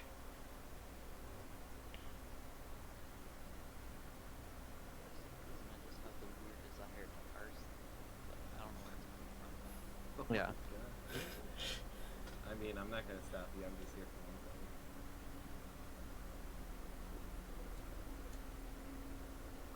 I'm gonna just make my way to the crystal. All right. I'll follow. But yeah, I'll say that not much has changed. Many woven bodies still litter the ground. The rest of the wolves, you assume, has snapped out of control and returned back to the wilds. You take note that you don't notice Ricky's, or the werewolf Ricky's body any longer. But I'll say Ignis and Vess. You do remember that Edwin commanded Lop to take it back to the Duskar base for a proper funeral.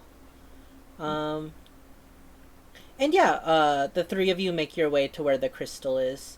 Where the crystal was. In its place, you see just bits, probably palm-sized crystals on the ground. Obsidian crystals. I'm assuming like,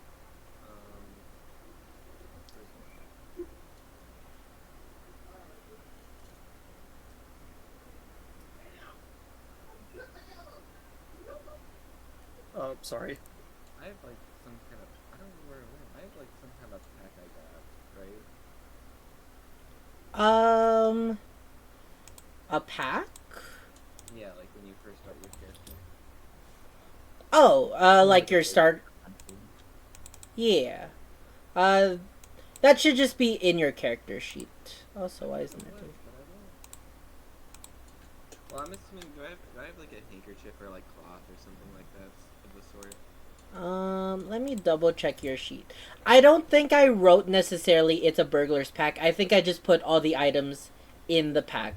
Like, you should have a crowbar, you should have your hempen rope. Oh, I see. Yeah, I just put the items that would be in that pack in your inventory. Well, I don't have a piece of cloth, so I guess I'll just I'll just scoop it and throw it into my bag. All right. Uh, yeah.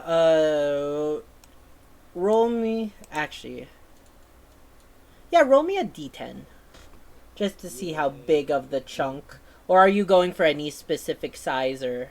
I'm literally just like scooping the ground and throwing it in my bag. All right. Yeah. Give me a d10. A 9. 9. It's a very large chunk. Let's go. Probably like half the size of the ruby that you found all those months ago. Oh, the And baseball.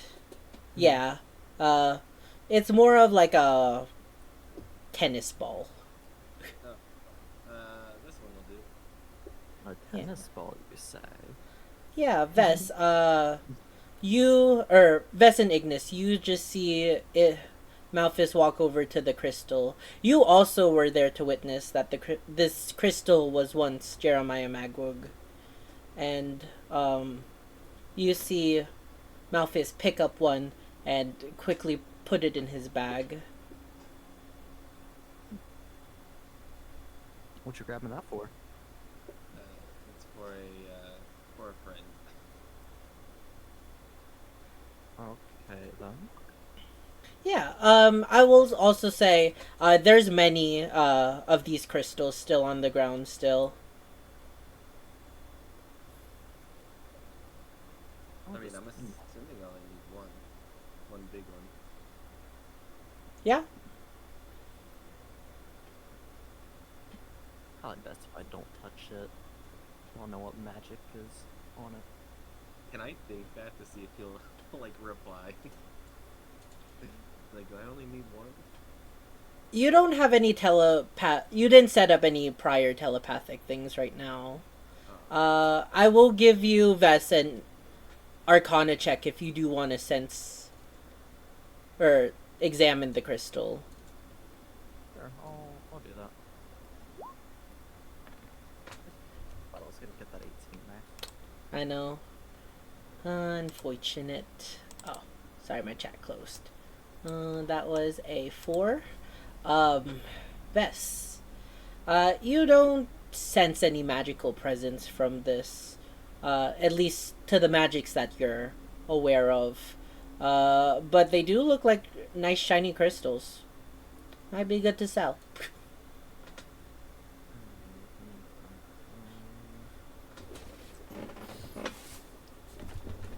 Ignis, are you doing anything at this moment as well? I'm just kind of witnessing it from the back. Yeah, I'll say from what you witness, you just see Malphus pick up this stone, put it in his bag, and then, kind of stand there with Vess, just, Vess asked that question.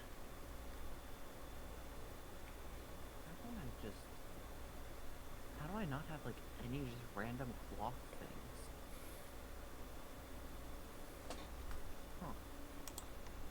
Alright, fine, I guess I'll just grab some and put them in my bag. Okay. You're grabbing one as well, or some? I mean, This is completely your choice. How many you want? If you're grabbing more than one, how about we say we roll a d. Let's just do a simple investigation check. And that roll will determine. can't wait for this low roll. 8. Okay. We'll say a d6 for an 8. Oh, nice. You're able to pick up 5 crystals like this.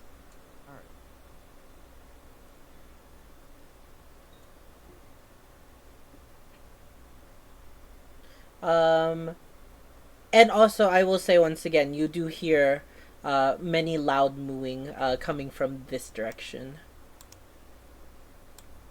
Which, that direction?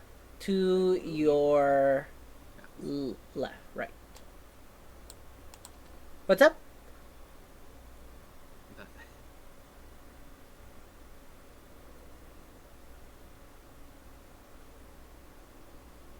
I guess. This is all I came here for. I guess let's check out the new wing, I guess. Oh. Just see what's up. I'll open the door. Yeah, Vess. It doesn't really represent here, but these are two large barn doors. That when you open up, you see.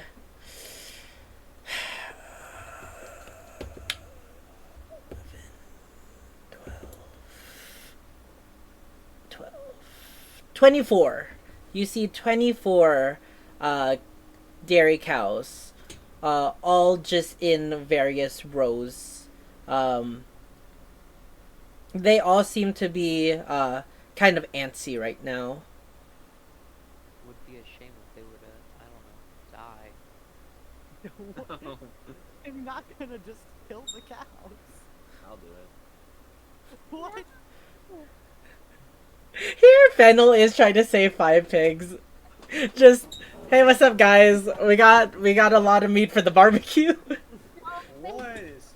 I think it'd be a fun story to tell them. Yeah, listen, you guys do whatever you want. I'm just here to ride with this story. I'll just close the door and walk away. And as the barn returns to darkness, you hear very loud moo. I don't know what I was expecting. Just let them free. Well, like, what if you just supposed to watch them as they're raising them and stuff? They're not my cows, but they want out. And then Malthus Also, and like- like a stampede. There's also like bear traps over there. So Oh, Listen, would once be they're a out, shame they're- if they walked They're into free the... to do whatever they want.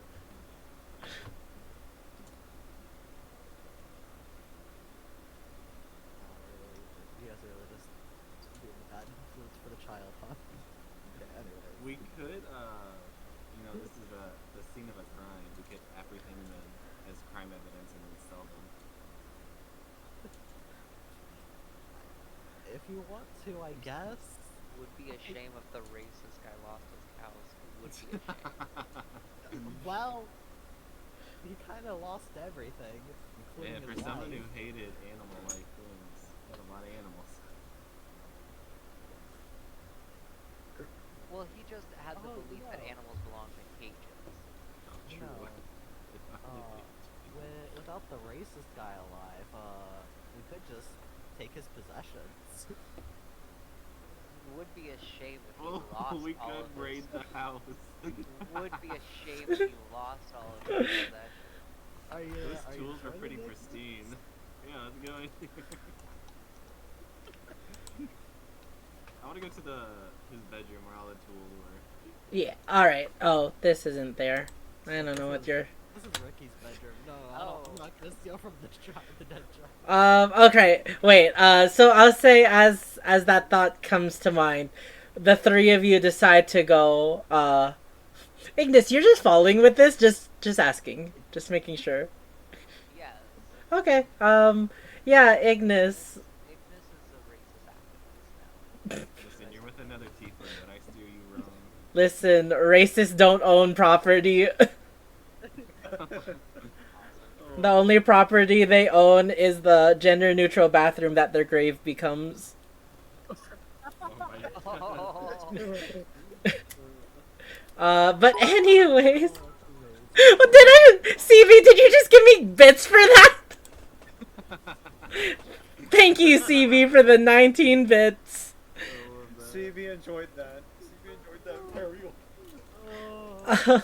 But You know, like in those like sim games where it's like so and so. I'm taking that to your grave, CB. yeah, piss on a racist grave. True. But anyways, yes. So after the three of you have that thought, a smile creeps on each of your faces as you just all rush towards the dead man's house. I'll give you each investigation checks in each of the rooms. Let's go. How many rooms are there? Also, Uh, Before we start doing this, I will say, in Infernal, we should probably not be speaking in common in case anyone walks by. Okay, we'll speak in Infernal. Would be a shame if they found out he was a racist. Oh no, they already know that. Investigation. Oh, yeah, I'll say oh, I didn't. I'll say this is a kitchen, dining room area, living Oh. area, Magbrick Farms, or Would be a sh- Jeremiah's room and Ricky's room. Oh, okay, we're all good. Also, how did I roll? I don't think it'd be scary when you're performing that action. Okay, There we go. Okay. I just had to go through all of the eyes. Yeah. Alright, in in Jeremiah's room? Oh, oh, in the kitchen? Per room, then we'll probably just do room by room. Alright. I will say, there isn't much in the kitchen. I'll say maybe you can find a couple nice plates that have not been broken. I picked them up and break them. Okay. Chaos. Not to my inventory. Okay. Yeah, so you shatter the plates on the ground. There is now nothing nice. Oh, I hand one over to Malthus. Yeah, I throw it at the wall. Okay. And then I cheer. Do you know that one town, or that one house in town, that's just like really dilapidated, that kids and teens just go to for fun to break shit? Yeah, we had a rail car. That we This went is- to. This is gonna be that house. Let's go. Ibis and Whittle and Darwin and not Ricky are just gonna have a blast here. And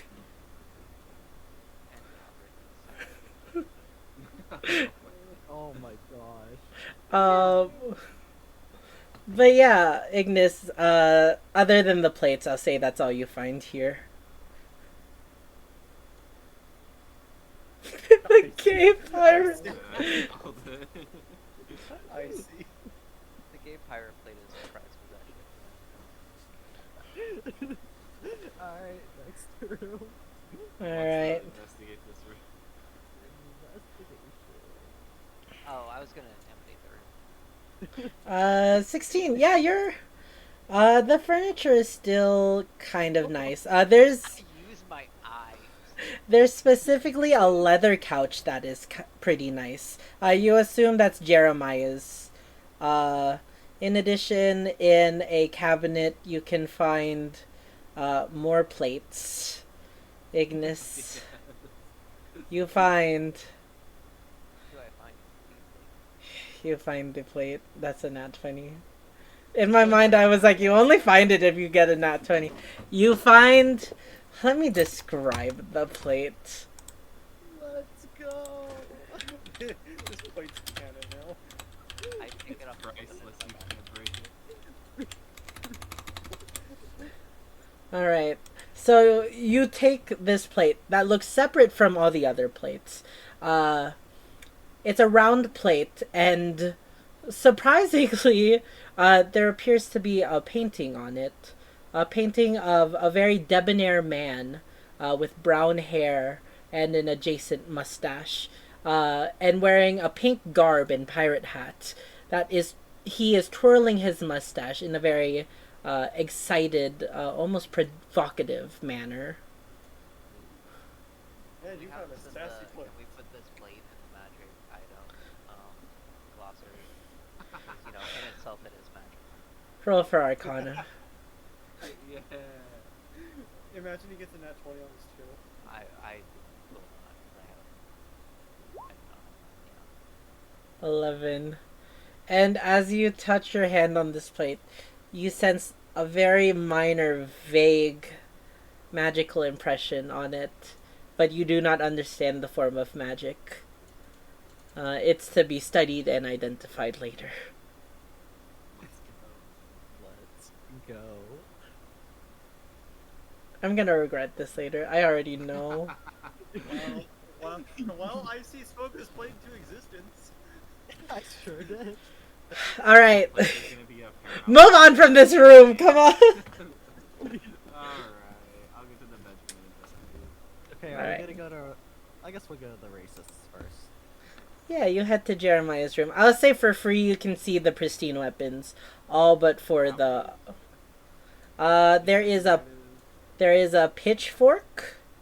There is a pair of trowels, two trowels. There is a pair of gardening shears. And one hoe. All in pristine condition. Vest, you find another pirate plate. No, I'm kidding. Oh, wait, what? How much of this stuff can I probably carry? It's not hard to carry at all. I'm gonna take It's it all. more tedious, I guess. I feel like if you tie them all together, it'd be easier. But like, and in addition, I'll say from your investigation checks, you don't take much note. It seems like he didn't keep a lot of stuff here. You do find that lockbox, that he put Fenno's gold coins. It's empty because somebody stole all of it. Yeah, we've been here before. Oh, We're in the same house twice. But in addition, you also find a letter, hidden within the middle of the bed, like where the bed meets the bed stand frame. You find a letter. Let me see. Show to everyone. And it's in common, so you can all read it. Would anyone like to read it? I guess I will. Cordial greetings to Jeremiah Magwood. You do not know who I am, but I am very well aware of you and your predicament.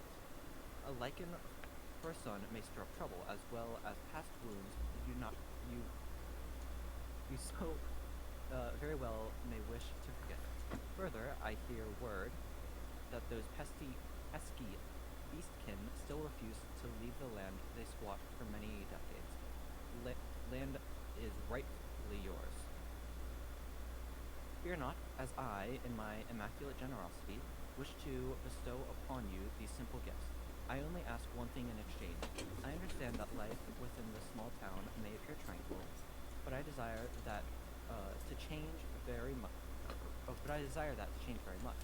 In exchange for these presents, I require your service. Sow discord, spill blood, and reap vengeance, and distrust in the town. Then, after the dust settles, and everyone else is in ruins, you may take claim of power within this ruling community, I guarantee. The first of these gifts you find attached is the silver bell, which you only need to ring.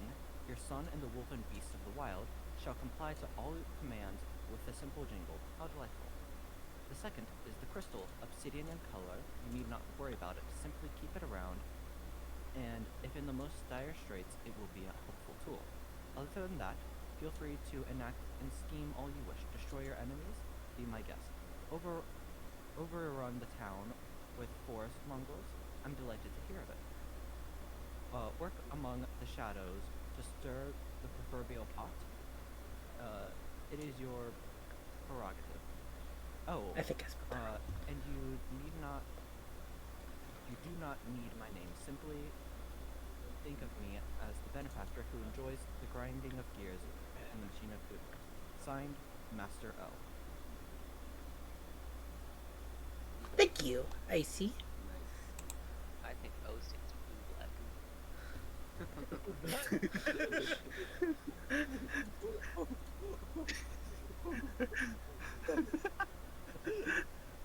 Is that what I am? Oh. Oh my god! I don't remember I that. just It made was up best all along. It was best. You thought it was someone else, but it was me, Theo.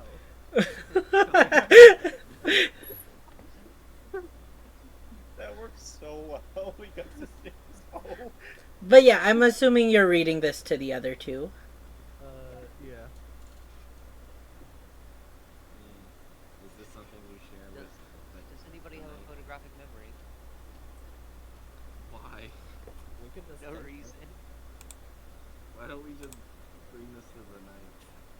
I grab one of the torches off of the wall and slowly take it towards the piece of marshmallow. Why? No one else knows about this. We can just Why hide is it. arsenic?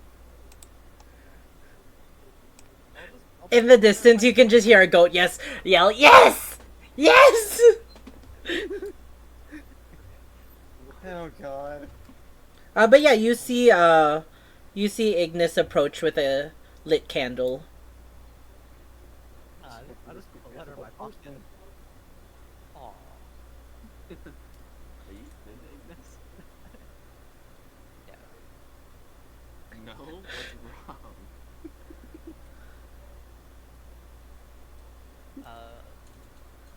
This place gives me awesome, intrusive thoughts. We could burn the barn Not down. arsenic. What is it called? Cows. I can't think of it.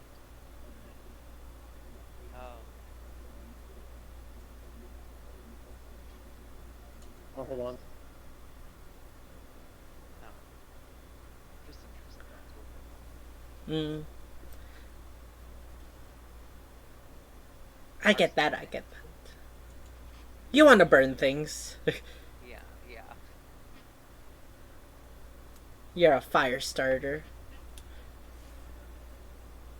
Look, I know fire doesn't hurt you that much, but it definitely hurts me. You start to bubble. Oh my god. Oh my god. Yeah, can we not Like- please like burn the- this? I'd Like appreciate it. the water people from Elemental. Yeah. How about we can burn it down once we've left? Fine. Man, he's just an arsonist. Solo campaign Alright. has been nothing but arson. I don't there want to anything- go into the kids' Also, room. I'm That's all dropping. you. Oh, that's Is true. there anything else in this room? Other than that, no. I'm dropping new Ignis lore that I just came up with. In college, he was a activist. He wasn't very good at it, but Wasn't the lore that you went to college? No, or no, that was your other character that went to college for a week. I But- mean, Ignis also went to Okay, college. that was Be it. the spark. In the Isle of Man, yes. Yeah, no. Nice. But yeah. Wanna light S- the barn on fire? No, you let's not. you can just Let's keep not. hearing the mooing of the cows. There's plenty of dry hay. Anybody want some barbecue? Oh my god. Burgers. I'm not stopping you guys. Do whatever you want. You got a torch? Look, we Oh no. Listen, we'll drop the torch in the hay and we'll cook. look. I just want to point out that Fennel and Naomi do know that we're here. So, accidents happen. I feel like if we burn this town, one of them might snitch. We were trying to save the cows and one knocked over a lantern and burned half the town down. No, not no. I know where you're getting that. No. As long as no animals were harmed in the making of this arson. Oh, they're all gonna be hung. They're all. Yeah, there's 24 dairy cows. On this day, Malthus and Ignis invented hamburgers. Oh my god. That day. Listen, I'm game. I'll let you make the final choice though. If you're not game, we can go. Before, that's a win. I will say I can't think of a way where there's any major major consequences in this. I'll quickly check out this room first. All right, investigation check.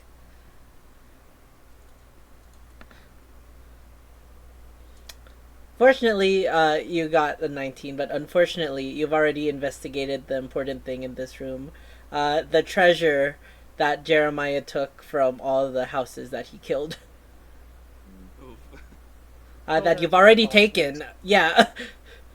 Yeah. Too bad. He didn't put anything else there. You didn't duplicate it. Nothing else for us to grab. Alright. Ignis. What's the call? I'm hungry. Ignis. I will say. Wait, Ignis. Um, these thoughts that are rushing in your head, you begin to feel a burning, a good burning on your chest as you feel your medallion almost excitedly heating up at the thought of this.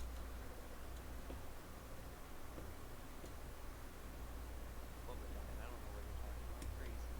Oh yeah, I don't know. What?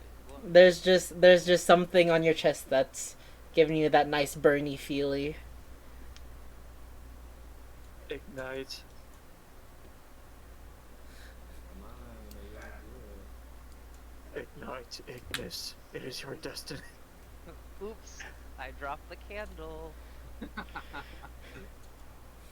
It's up to fate.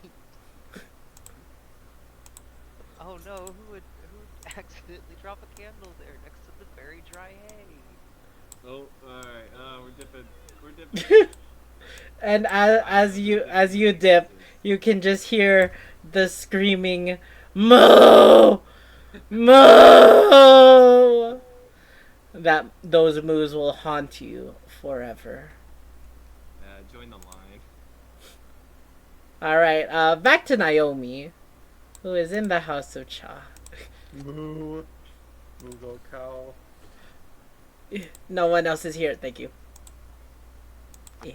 But Daniel.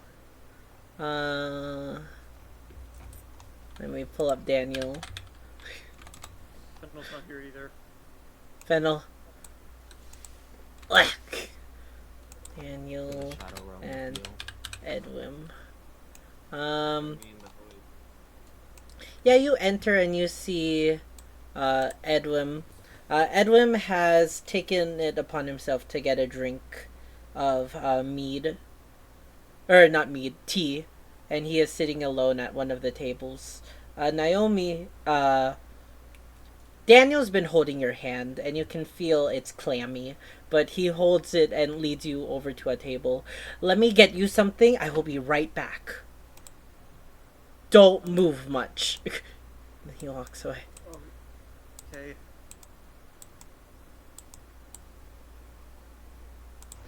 Die other Daniel. Oh. Blah blah blah blah blah. Blah blah blah blah blah blah. Walk. And he walks over with some tea. Tell me what happened. Yeah. This is, a lot. So you just want to know about the cut, right? Just. I knew you were going to face dangers in your adventure, but I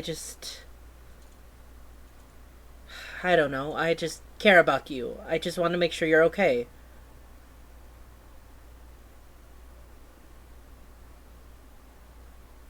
Be okay. During that, and I try to lower my voice. So, it's only Edwin there, right? Or are there Yeah. others? You don't have to roleplay it. You can just say you tell him. What you tell him. Alright, I have to be specific with what I Okay, then yeah, you can.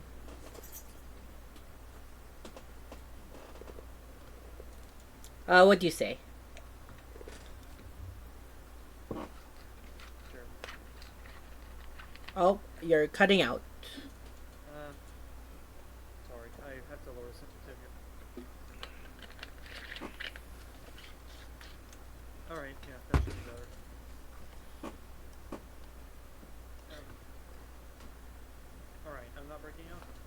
No, you're good. So it was during that when we were finally going to meet with Jeremiah Killer. Uh,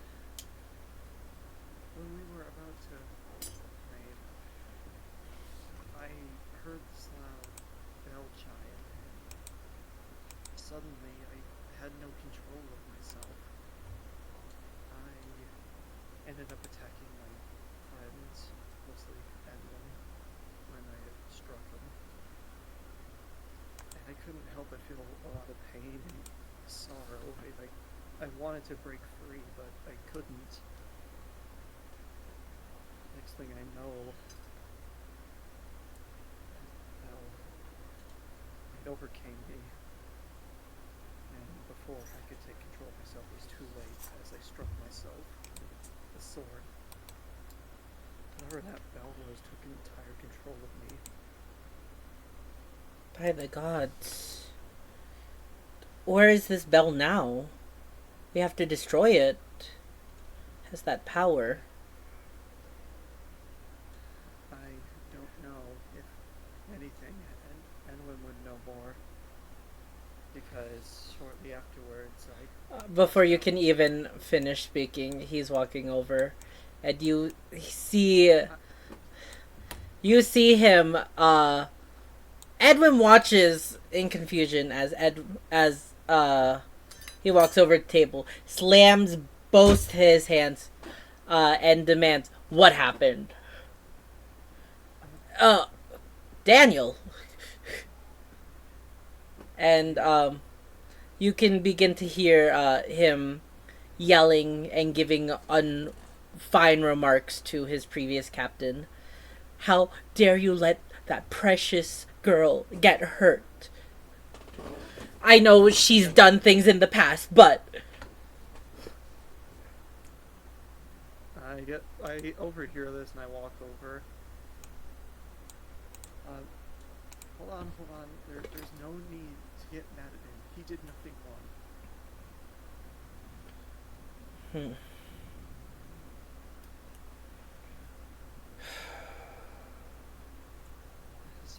Sorry, Edwin.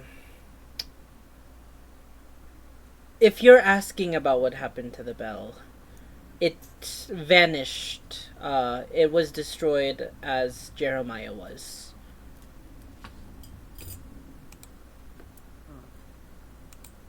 So that's what happened to him.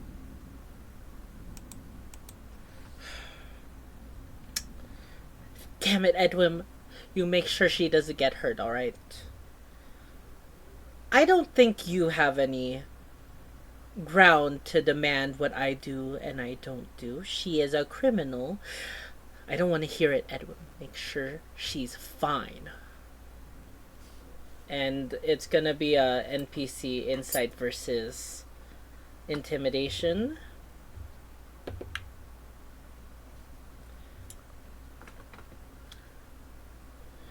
What is happening?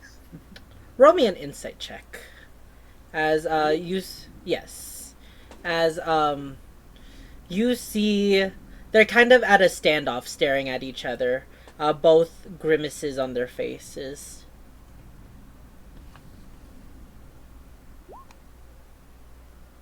Yeah, I do not know what they're blabbering on about. You just think this is a joke between the two. You think it's like some kind of funny thing. Because, of course, sweet, kind Daniel would never speak this way to Edwin. As Edwin will just, enough. Leave me be, both of you. It's probably better if we do. Fine. And Daniel will walk away. I'm sorry, I'm just don't like the fact that you got hurt. Especially like that. I don't really know how magic works, but that was incredibly scary for you, I'm assuming. Or I'm feeling. And everything I felt there.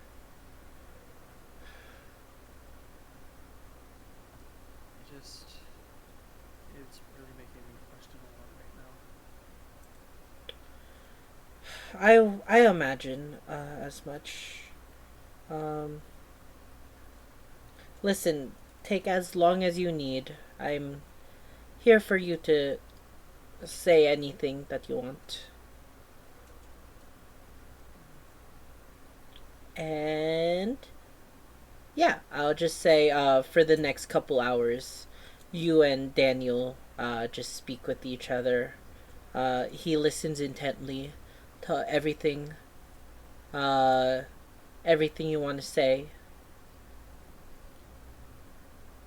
and he Alright. reacts kindly. But yeah,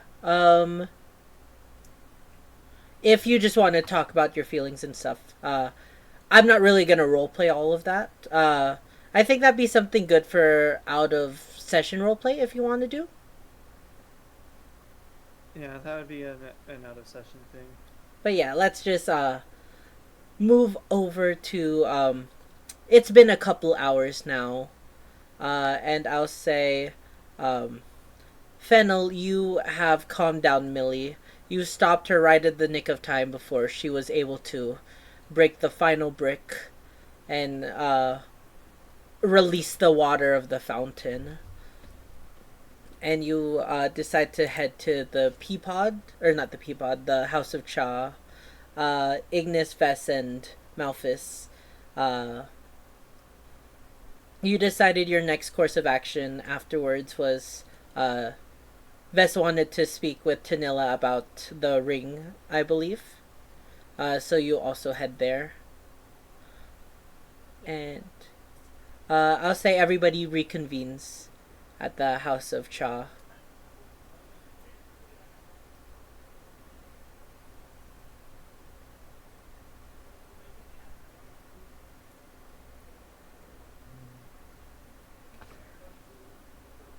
Link, that is a majestic plate that you have posted in the general.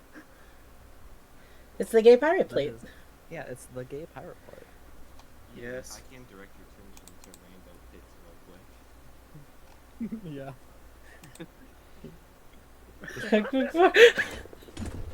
I love that. Oh,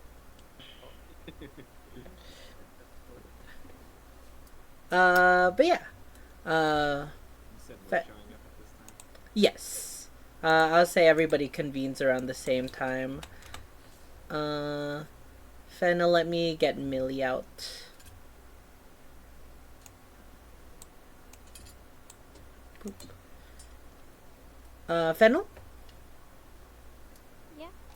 Okay. Here, you can, I'll place your token there too.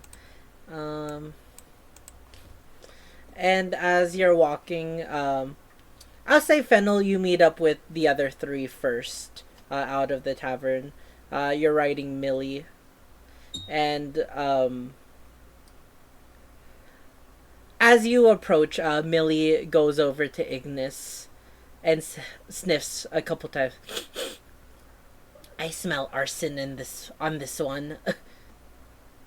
I like 'em. Arson. Why? Arson, why? Where? Right. Insight check. I'd say at this moment they don't know that you suspect anything. They there isn't anything to insight at the moment unless you ask them about it. Why you guys smell like fire?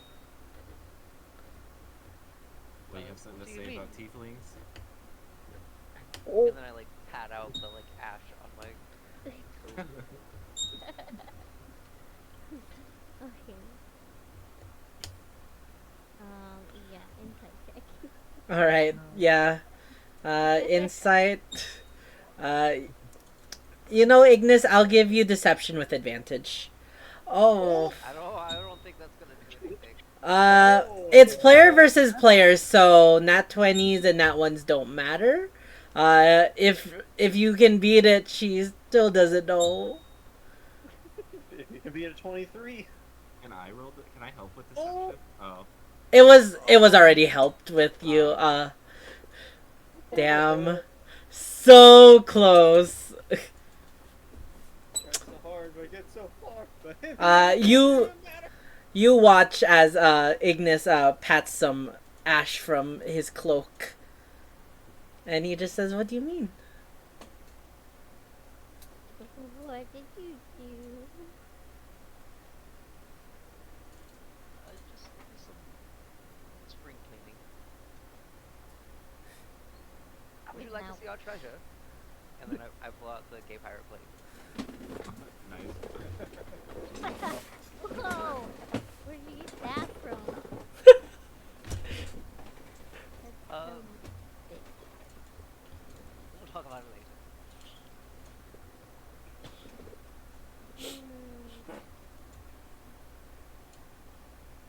If you buy me tea. I think you're still indebted to me. No! We already went over this. Did we? Yes, you said I was free.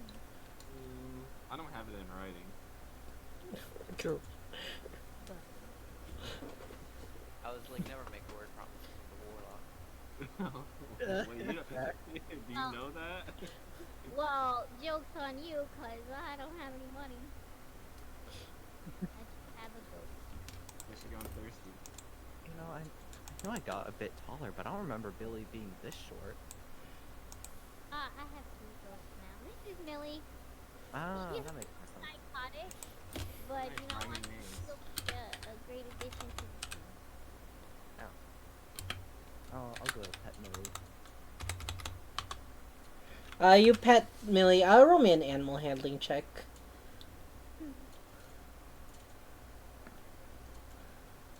Yeah, she'll gracefully take the pets. Just ooh, I like this one. Look, it's made my hair all glossy. Uh, the perfect protection from ours. I'll tell Millie. Yeah, they're pretty alright. Does Millie like me because I smell a little bit like arson? Mm. She likes the gel in her fur. Well, that's one way of putting it.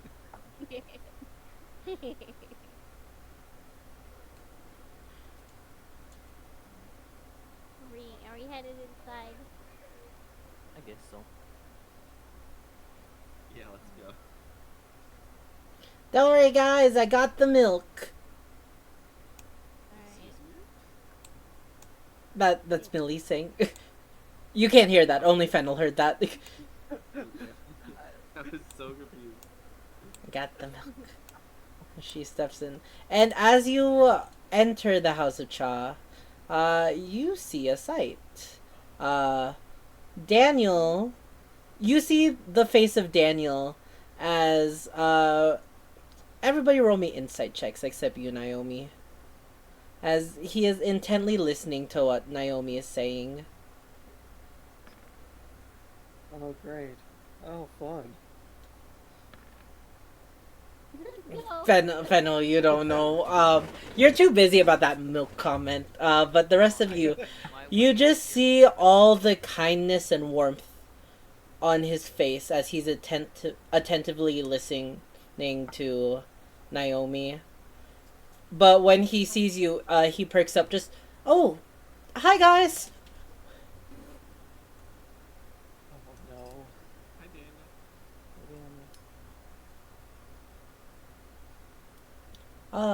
Care to join us? Of course. Fennel, I don't think goats are allowed. That's fine.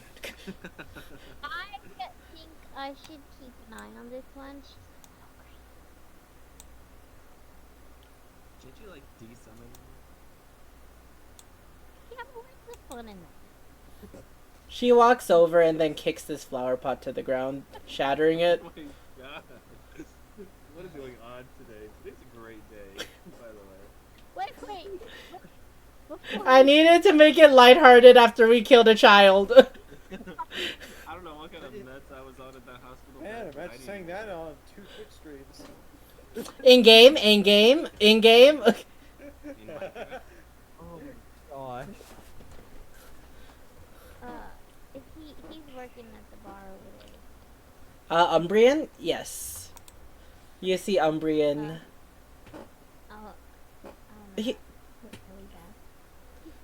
we got? He looks at it and just shrugs and just continues to polish.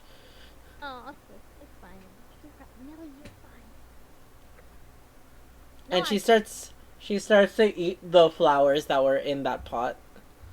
Nice. Tanilla will be here in 2 rounds. Alright,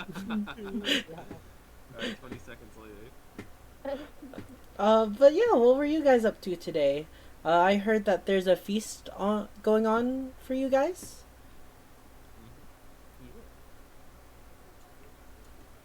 Well, that's fun. Me and my travel companion, do not think we will be able to attend, unfortunately. We should. We're actually heading, out of town now on our adventure. Naomi, you told them about our companion, right? Yeah, Yeah. they are aware.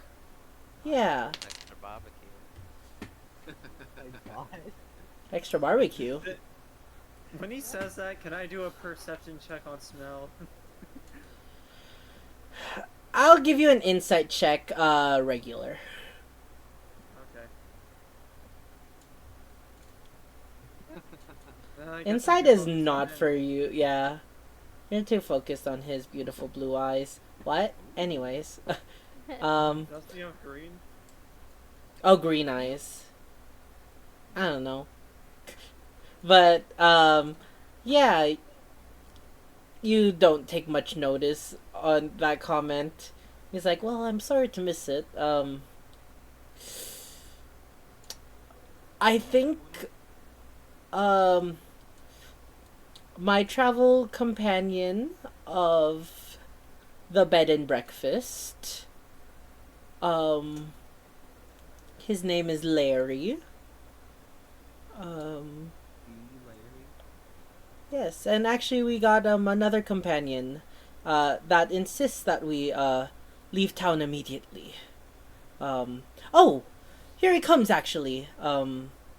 And from the doors you see quickly as everyone takes notice of him. You've all met him. Within a cloak, though you can still tell very evidently it's him from the red hair and the horns, and the gray skin. It's Bernie. Oh, there he is. And he rushes over. Daniel, I thought we were Oh, hi.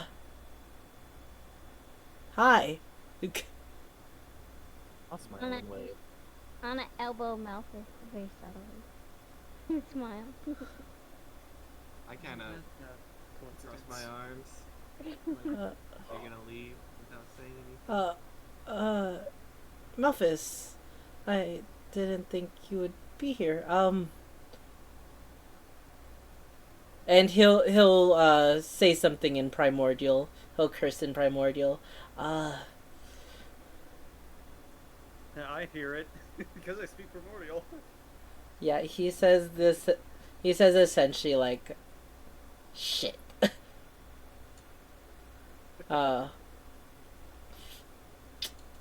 So I have a hint of sadness in my face because I'm thinking who is gonna leave without saying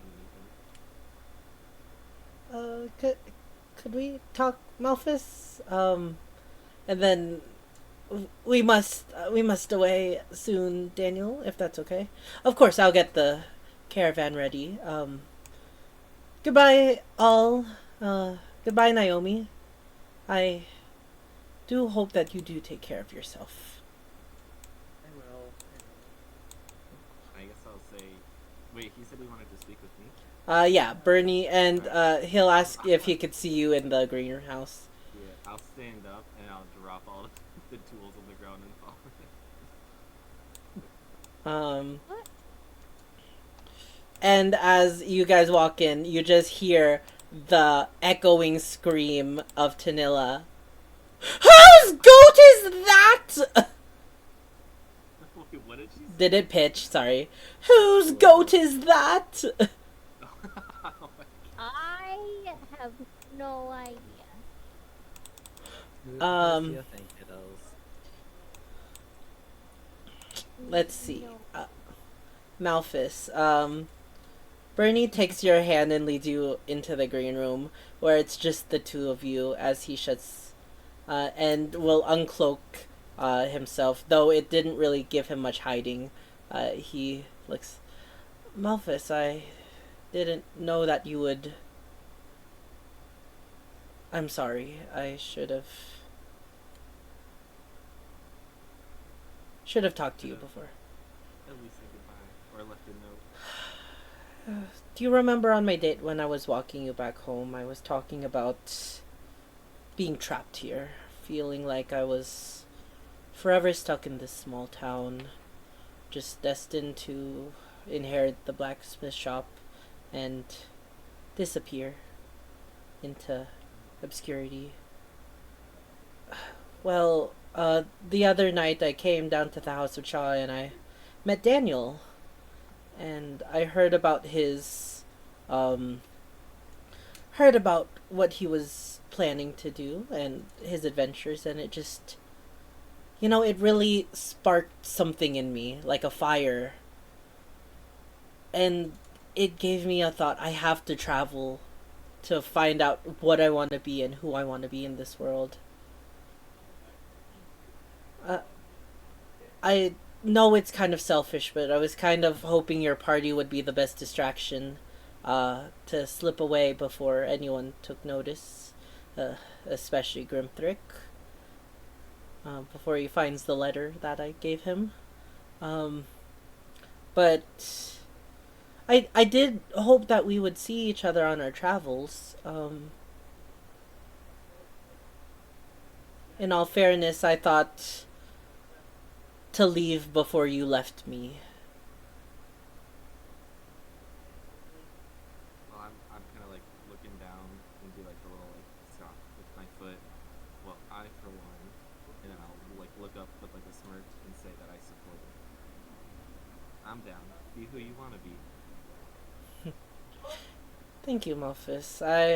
I'm glad you I'm happy that you understand.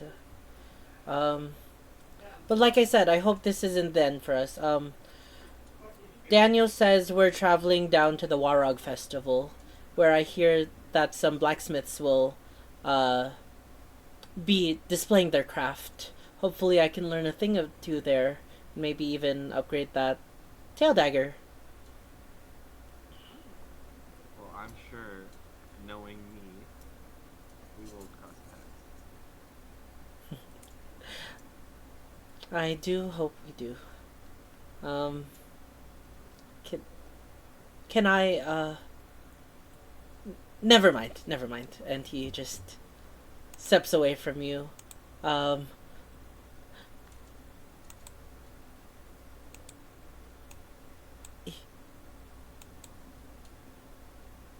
And he steps back for about a moment, but then turns to you. Malphus. Are you okay with him kissing you? Yeah. He rushes back over and just tenderly, awkwardly actually, this is his first time ever doing this, will take both your hands, almost too firm, like a little weird, and will just like smash his face to your own. Nice. Like maybe 2 steps from a full-on headbutt. He's so strong. And I'm will taken aback by surprise. into it?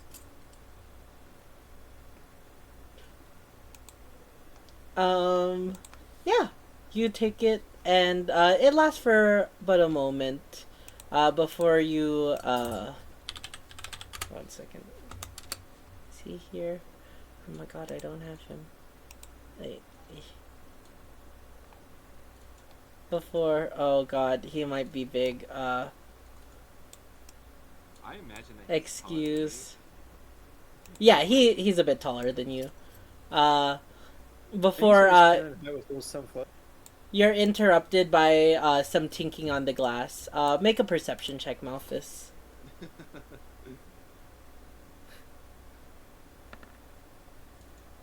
I'm in the moment.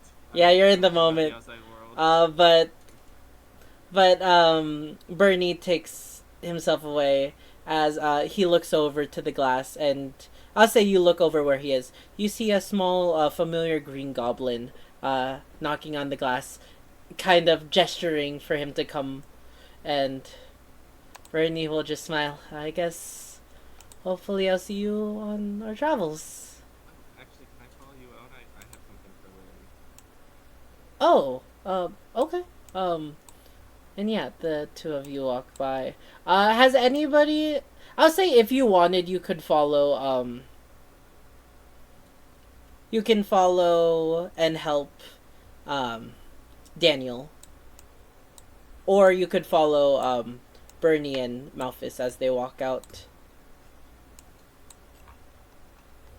Could we see them from the greenhouse? You unfortunately could not. I was this muted, I this followed. bush was here. Secret. Let's see. Vess, you could not. You could just barely Ignis. You know who got a front row seat? He'll get over it. Nice. Let's go. He liked Maybe it. maybe it'll brighten his mood. Maybe. You enjoyed it too. Oh goodness. But yeah, you follow, and you see. I don't think you've ever met Daniel's horse. Was that the one that Miss Pye was talking about? Yes. Yes. I don't remember its name either. I was just gonna come up with the name. Unless, does anyone remember the name? Nope. It's fine. No, you just gave him nicknames. You never really gave him an actual name. Yeah. You all walk out and you can see Daniel has reset up his caravan. Oh, wait, let me back. Larry is there in his box. And Malphus, you see as Bernie jumps up as well. I'll say anybody outside, you can all see Larry. And he's waving to you all. Bye, Bunny Lady! Bye, Naomi! I forgot her name. What's her name? Oh, shit. She remembers my name. Now it's more embarrassing that I don't remember her name. Bye, Fennel! Wait, was this the time when Fennel said her name was Unlucky? Oh, right! Bye, Unlucky! Oh my god, that's a name I haven't heard in a while. Oh, yeah. And I'll just like awkwardly smile. Ignis, you step outside and you can see this caravan that is holding Daniel, Bernie, and a goblin hiding within a box. In addition, you all see that the caravan is being pulled by a very large black stallion with very groomed mane and tail. Theory, I have something for your road trip. Yeah? And I'll reach into my bag and I'll pull out Deskar, the hero, Ublos, and hand it back to him. His eyes begin to glow in excitement. You kept this? I told you, it was a promise, I would bring it back. I'll make sure my bro. Wait, I have this for you. And then he'll rummage through his bag, and he will pull out. Naomi, you recognize it as the flyer. Malphus, you just see a yellow piece of parchment with illegible scribblings. Oh, Flyer. thank you. Show this, and you get 50% off. Where? Where do you think? Read the map. There's a crude drawing of a castle, and then an arrow pointing under the castle. Oh,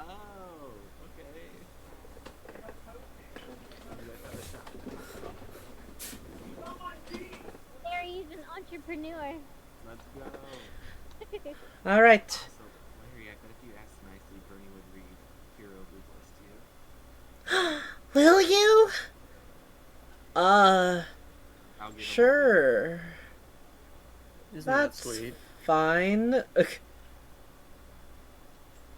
All right. Never asked Barry if Bernie if he could read. Oh, I just. It's fine. They'll figure it out. Daniel can read. Yeah, Daniel's driving. He can. No. We'll have to stop sometime. I can read.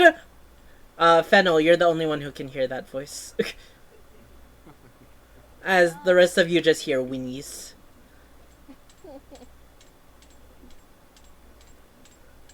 I, the great illustrious Sir Canterbury de Claremont, fourth of his name, prestigious horse of the de Claremont family, knows how to do everything. Yeah. Okay, simmer down, simmer down. Nay, who are you, commoner? I am a knight of Duskar. Absurd. I know all the Knights of Duskar. Damn, not gonna lie already. Well, we've been castle, so we've lived quite a lot. And this horse will try to nip at you. What's your armor class? Uh, 14? That is a 13 plus 3. 16. And you'll take 4 bludgeoning damage as this horse nips at you and goes, "Nay!" fine. A fine word. You're grouchy. I'm- get a carrot from my pocket. He'll take the carrot and toss it towards your face. I do not take food from common folk. Well, you should try a Snickers. I did. Snickers. Oh, Fennel, I don't think, Canterbury likes you. I'd stand back from him. He can be persnickety. I'm not persnickety. I just don't like the poor. Which, by the way, only Fennel could hear this conversation, by the way. I'm just waving the wagon goodbye. Yeah, I will say you can, though, actively see Fennel fighting a horse. I'll just be like, you listen, you take care of these people.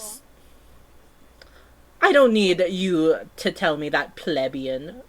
Alright, well, let me just go ask Sir Edwin real quick. He can smell the no gold in your pockets. I can smell the broke ass on you. I'm gonna let Sir Edwin know. You see this bridle? It's probably double what you've ever known. It was probably stolen. Absurd. My master is a wise and kind man. He would never steal anything. Oh, Fennel, I'd watch out for, he looks like he's rearing to kick. I'll yell like, Fennel, stop arguing with the horse. Let them lead. He started it. Oh my god, that's what they all say. bridle makes your lips look big. And that loot makes you look even smaller. Joke's on you, I don't have a loop. Get out of here. You only have 2 big ugly ears.